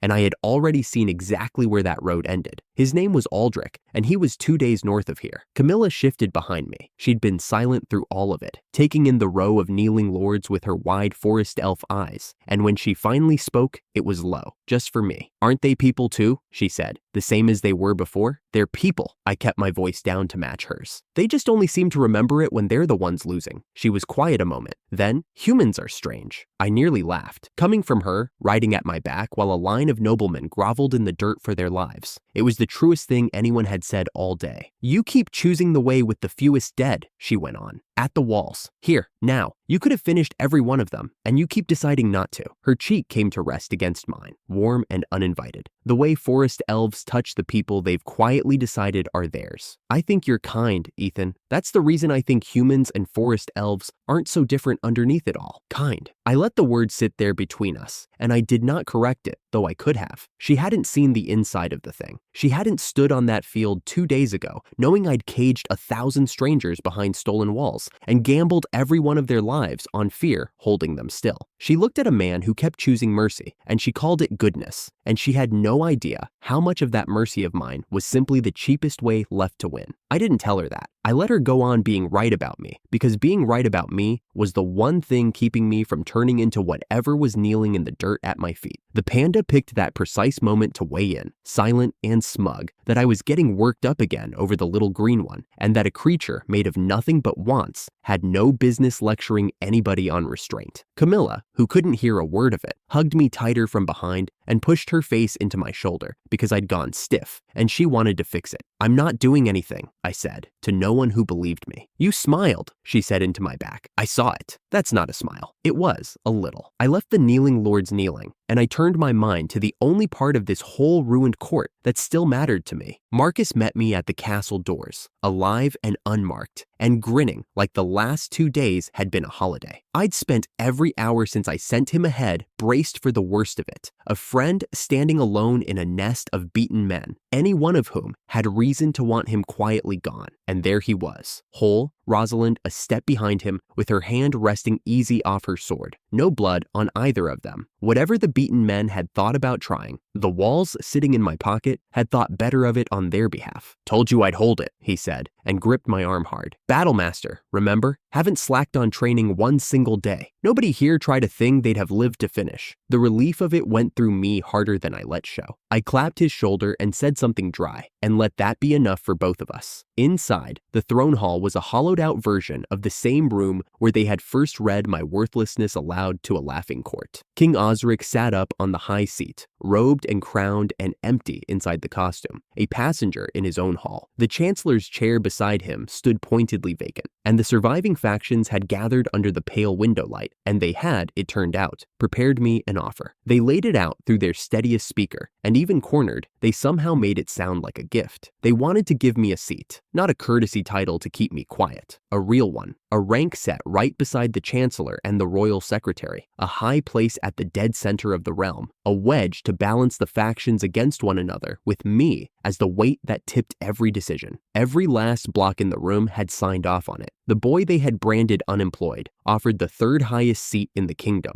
with the unanimous blessing of the very men who'd sold him. And for one breath, I'll be honest about this part, because this is the part that actually mattered. I felt it pull at me, not the title. The title was nothing, a word on a page, and I'd learned exactly what their words were worth. It was the machine underneath the title. From that seat, I could reach into every rotten corner of this realm and set it straight. I could make sure no cart ever carried another summoned kid out to the trees. I could hold the whole ledger of this country in the same two hands that already held its walls, and no one would ever again look at me and decide I was worthless. It would be so easy. They were begging me to take it, and that right there was the whole problem. And it took me that single breath to see the trap in it. Camilla was watching my face. She didn't know the shape of what they'd put on the table, but she knew me, and something in how I'd gone still was something she didn't like. "Ethan," she said. That was enough. That was the entire counterweight, standing right there at my shoulder. One worried voice that wanted nothing from me at all, except that I stay the person she'd decided I was. Because I knew where the high seat led. A man takes the chair swearing he'll fix the machine, and the machine patiently teaches him its arithmetic. And one gray morning, he wakes up as exactly the kind of man who can look at a living person and call them an acceptable loss and still sleep fine that night. I already knew that man. He had a chain of office and a smooth, sorrowful voice, and he was sitting 2 days north behind his stripped walls right now. And I had come back across an entire kingdom to make him answer for that precise habit of mind. I was not about to catch it off a chair. "No," I said. I said it plainly, into the hush of that cavernous room, so that every faction in it heard the word once and didn't need me to repeat it. I hadn't come back for a seat at their table. I had no use for their titles and no interest at all in their council. They could keep the whole machine and every gear in it. There was one thing I wanted out of this kingdom, and it was not a place inside it. King Aldric, who grasped almost none of it beyond the fact that I had just refused his crown's finest offer, agreed with everything anyone said in a thin, relieved little voice, glad only that he'd still be king by nightfall. There was one piece of the realm I did want, and I took it before I ever left the castle. Marcus walked me to them himself. The court mages, gathered in the long assembly hall under the late amber light, about 50 of them in their robes, led by a stooped old man they called the court mage commander. Scholars, most of them, frightened, every one of them, and every last living person who knew how to reach across the void and haul a breathing soul out of another world into this one. That was the machine, not the throne, not the council, not the lords out there kneeling on the flagstones.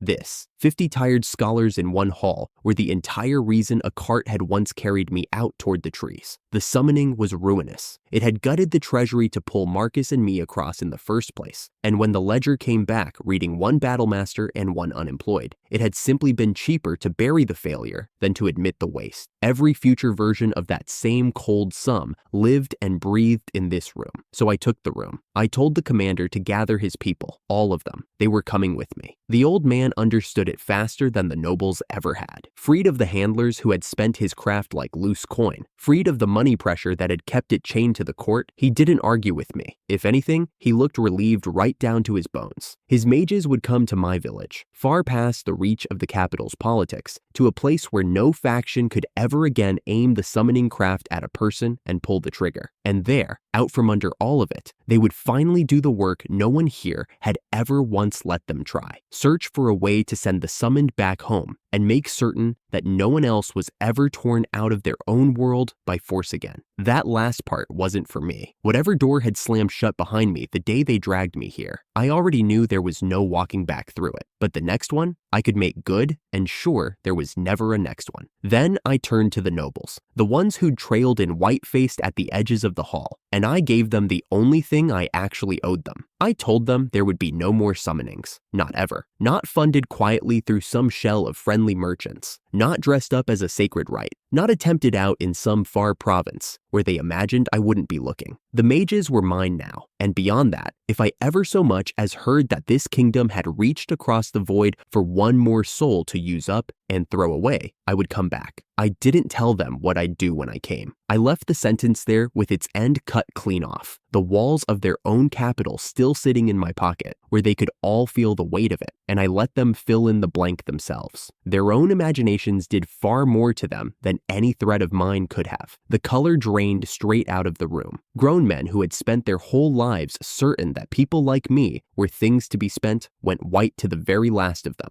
and not one of them made a sound. "Do it again," I said into that silence, "and there won't be a warning next time." That was all of it. That was the wound finally closed at the root. Not just the one man who had sold me, but the machine that had made selling me a reasonable line to write in a ledger. Nobody else was ever going to be branded worthless and carted off to bury somebody's expensive mistake. Not out of this kingdom. Not while the craft to do it sat safe in my valley, under a sky that a lazy panda could turn green in a heartbeat. Marcus let out a slow breath beside me. "That's the part I've been waiting to watch," he said, low, just for me. "The whole lot of them scared witless of one word you didn't even bother to finish." "They finished it themselves," I said. "Men like that always do." Home took the rest of it out of me, the good way. The village sat where I'd left it, green and impossible, the spirit light going gold as the sun dropped behind the tree line. Camilla walked with me to the edge of the pond while I restocked the panda's bamboo out of the vault, leaf after leaf after leaf, stacking up in that frozen nowhere until the count ran clean past anything worth counting. "Just how much can that thing actually hold?" she asked, leaning in to peer at my hands like she might finally catch the trick of it this time. "More than any of them ever thought," I said. It was the honest answer to a lot more questions than the one she'd asked. Azalea ambushed me from behind before I'd even straightened up, both arms hooked around my neck, teasing me about the let-down look she swore I was wearing now that the fighting was done, and there was nothing left in front of me to scheme against. I told her I owed her for it, for wearing the village chief down until he agreed to let humans live among the forest elves at all, which was the only reason on Earth I had anywhere to put 50 suddenly homeless court mages. She acted wounded that I'd only just now gotten around to thanking her, said she'd broken her back for my sake, and here I was, noticing a whole season late. Marcus came up from the road with the court mage commander, the two of them already deep in the dull, good problem of where 50 scholars were actually going to sleep. "So, where do you want them?" Marcus asked. "Big research hall first, or the houses?" "Hall first." I picked the scenic ground down by the pond, set a little apart from the elf village proper. Humans on one side, forest elves on the other. A stretch of quiet water between them to keep two peoples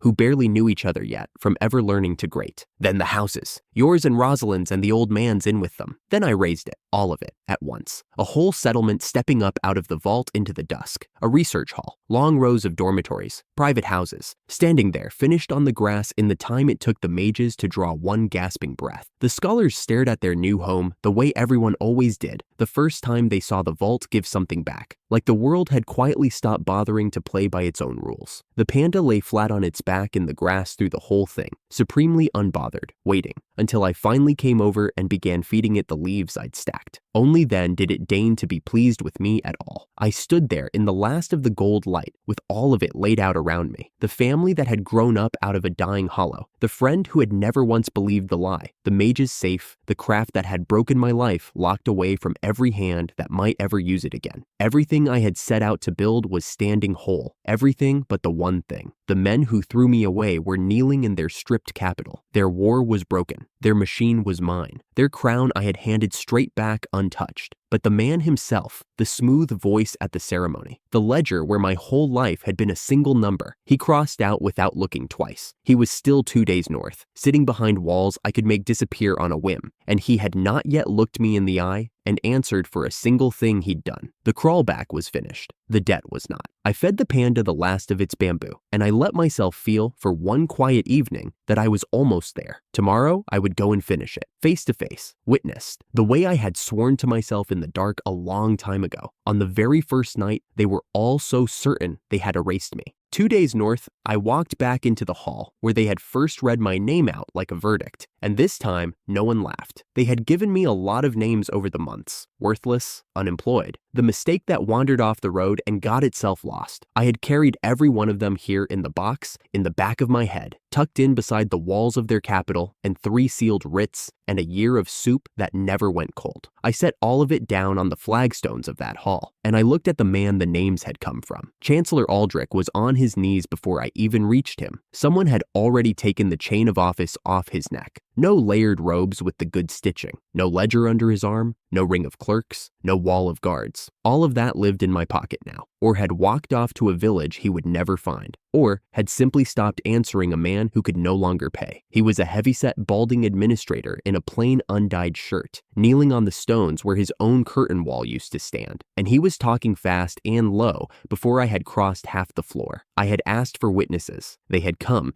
because no one left in that room could afford to tell me no.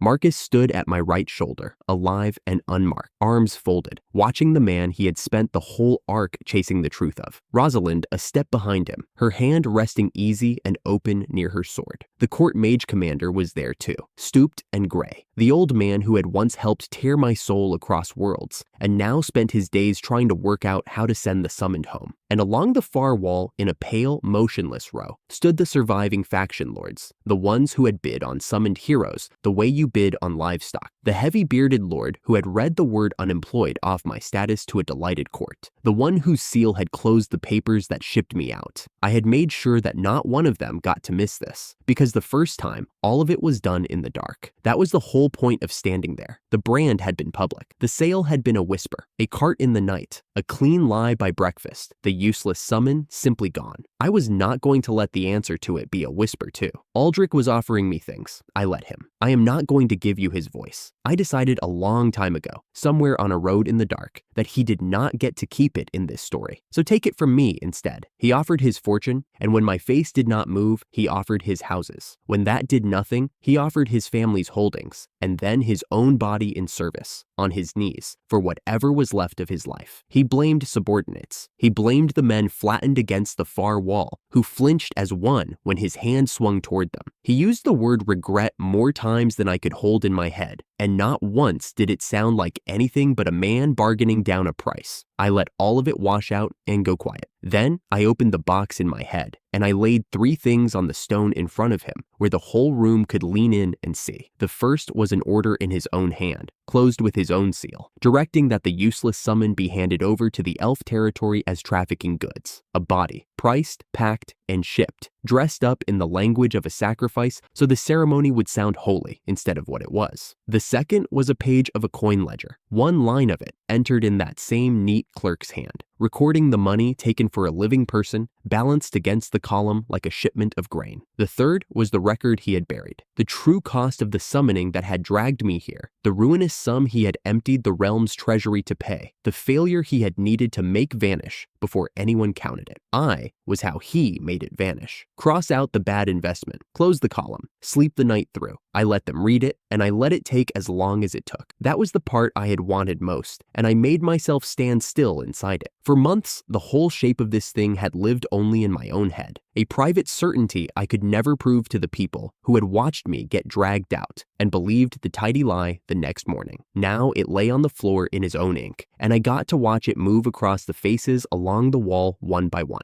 The lords who had told each other, over good wine, that the useless summon had simply wandered off. I watched them read the order and understand in real time that they had been comfortable for months on top of a thing they could have checked in an afternoon and chose not to. That was the whole crime in the end. Not just his, theirs, the not checking, the shrug. It had put me in that cart as surely as his seal had. The heavy-bearded lord went the color of the stone under him. You stood in front of this whole court, I said, and you called me worthless. Then you sold me by the pound to bury your own mistake. I crouched down until we were level, the way not one person had bothered to get level with me on the day they read my name. So, say it, out loud, where every one of them can hear you. And he said it. For the first and the only time, I am going to let this man speak in his own words, because when he finally told the truth, it turned out to be worse than any lie he had ever sold. He lifted his head, and some old certainty in him, the clerk who had always believed the numbers were quietly on his side, straightened one last time, and he said, "It was one life weighed against a kingdom. Anyone who has ever sat in my chair would have run the same arithmetic." I watched it land on him, even as the words left his mouth. I watched the arithmetic he had lived his entire life by turn slowly in the air, and level itself back at his own chest. He heard his own voice fill that hall in front of every person he had ever ruled. And somewhere far behind, the practiced calm a much smaller man understood, all at once, and years too late, that he had never once been the clerk balancing the ledger. He had always been a line inside it, a number that someone larger could reach down and cross out. The thing that finally came into his face was not the fear of dying at all. It was the older, colder terror of having been wrong about the single thing he had always been sure of. Then I stood up, and I let the silence do its work, and the box in my head sat open on the floor with all his careful bookkeeping laid bare in the gray light. There is no faction behind you now, I told him. No walls, no lie left to hide it in. Just the thing you did, on the floor, in front of all of them. I walked to the center of the hall, and I let myself feel the whole weight of it settle onto my shoulders, because it was mine alone to carry now. I held this man's life in one hand. In the other, folded up small in a box no one could see, I held the walls of his capital, the moat, the gates, the drawbridge, and every stone that stood between this kingdom and the next thing that wanted to eat it. No one in that room could stop me, not the king, who sat somewhere above all this grasping almost none of it, not the lords against the wall, not Marcus, who would have backed whatever I chose. The verdict was mine, witnessed by all of them, and there was no hand in the world that could reach up and take it back from me. And the truth is, part of me wanted to close the column. It would have been so simple. One life weighed against everything he had done. I could have run his own arithmetic right back at him and let it balance, and every person in that hall would have called it justice and gone home. The memory was right there to make it easy. The cart, the rope on my wrists, the elf girl driving me to my death with tears she kept turned away from the cargo, the laughter on the day they read my name, rolling around a throne room exactly like this one. I stood in that pull for a long moment and let myself feel exactly how good it would be. I am not going to pretend I did not want it. A whole year of being erased had banked something in me that leaned toward the simplest answer with its whole weight, and the simplest answer was on his knees within arm's reach, and no law and no man could touch me for it. There is a version of me that closes his fist right there and calls it done, and sleeps just fine. And I met that version of myself in the cold light of that hall, and I did not look away from him either. But I kept hearing something quieter under all of it. Camilla had told me once, back at the edge of everything, that she thought I was kind. Not soft, kind. She said it because I always seemed to choose the road with the fewest people dead at the end of it, even when a shorter road was right there. She did not know the colder machinery that ran under my mercy. I let her be right about me anyway, because being right about me was the one thing that kept me from becoming the man kneeling on the floor. That was the whole trap of it, and I saw it clearly, crouched there in the gray light. If I killed him, I would be doing the exact thing he had done to me. Deciding a life was a number, weighing a man against my own convenience and crossing him out. Kill him, and I would prove that the world really did run on his arithmetic, that the ledger was the truth, and the boy in the cart had just been on the wrong side of the sum. I would prove his verdict on me right in the end, by finally agreeing with it, so I did not.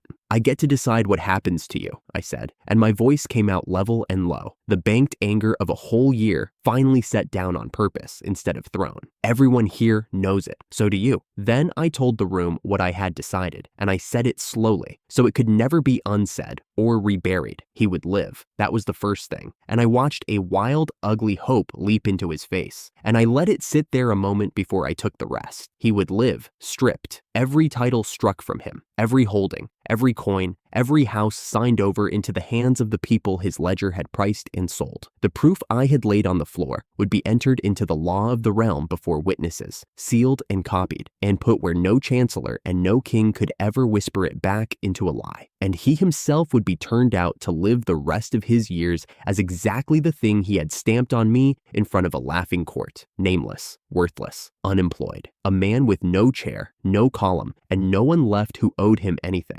alive every single morning to know precisely what he was. I looked at the heavy bearded lord along the wall, and the one whose seal had closed my papers, and I let them understand that the record was going to name them too, and that they were going to spend the rest of their small lives grateful principle, I had decided mercy was stronger than the alternative. Marcus shifted beside me when I finished, and I caught the look on his face out of the corner of my eye. He had chased this truth from the inside for the whole long stretch while I was gone, refusing the easy story everyone handed him. And now he watched the man who had authored it hear the sentence and break. He did not say anything. He did not need to. The grim, quiet nod he gave me was the whole of it, and it was worth more than any cheer the room could have raised. This was what he had held out for, not my blade in Aldric's chest. My name cleared, out loud, in the place where it had been dirtied. That was the reckoning, not a blade, a truth spoken in daylight, in front of everyone who had once looked away. The word they had thrown at me came back around and landed on the man who threw it, and the box that they had called useless held the walls of their whole world, and every prop that had ever made him untouchable was gone. The debt the title had promised was paid to the last coin, out loud, witnessed, with no cart and no whisper and no dark. I had told myself on the first night they were all so certain they had erased me that there would be a reckoning. This was it, and when it was finished, I felt the thing I had carried since that cart finally, quietly, set itself down. I had expected it to feel like winning. It did not. It felt like putting down something heavy I had gotten so used to that I had stopped noticing the weight of it and standing up straight for the first time in a year. The anger did not roar out of me or catch fire. It just went out, the way a lamp goes out when there is nothing left for it to burn.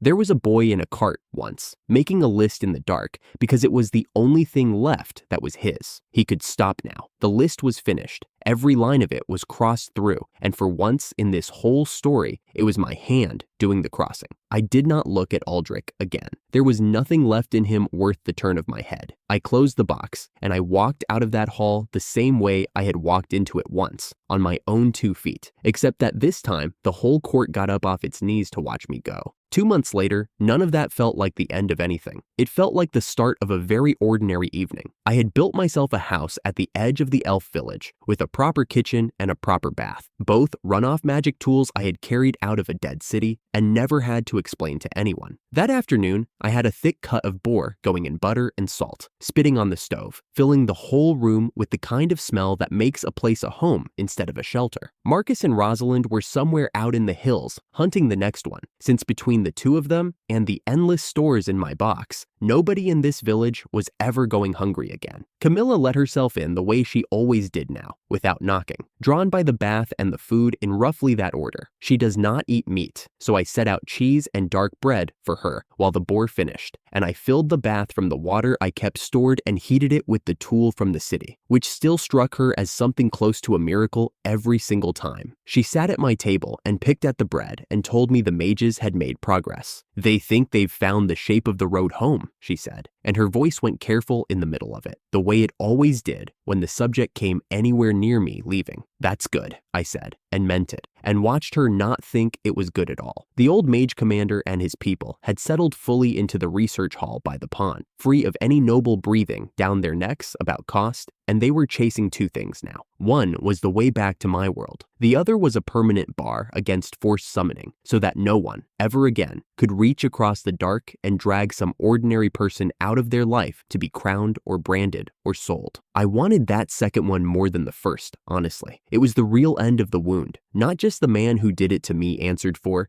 but the door he did it through nailed shut forever. Camilla's eyes had gone bright and wet at the edges, and she was staring very hard at the bread. Her fingers went still on the crust. "If they find it, if they really find the way, then you'll go back to your country." I put down the spoon. "First, they'll find the road home," I told her. "Then they'll work out whether it runs both ways, whether a person could come and go across it. And if it does," I let her look up, "then you could see my world too, if you wanted to." She blinked, and the wet in her eyes changed into something else entirely, and she smiled so wide and so suddenly that I had to turn back to the stove to keep my own face in order. The bath was hot, and the boar was resting when the last member of the household made his entrance, which is to say, he shouldered the door open, padded in, and sat down in the middle of the floor as if the room had been built around him. The panda, world-ending weapon, the thing that had knelt an empire in the mud with a single glance at the sky. It looked at me with those flat, unbothered eyes, and the weight I knew so well settled behind mine, the exact same demand it had pushed into my head on the first day in the clearing, when it was supposed to be the monster that ate me. It wanted bamboo. I got it bamboo. There is no other move once that pressure arrives. I had learned that the hard way across a whole arc. I set a fat green armful of it down in front of him, and he flopped over onto his back to eat it lying down, because standing up to chew was apparently beneath a creature that had once rearranged the sky. Camilla clapped her hands together, delighted, and looked from the panda to the steaming bath, and then, brightly, to me. "Then let's all take the bath together," she said, entirely guileless, already reaching for the ties of her poncho. "You and me and the panda. I can wash your back. His too. The bath's hot if you want it," I said, a great deal faster than I meant to,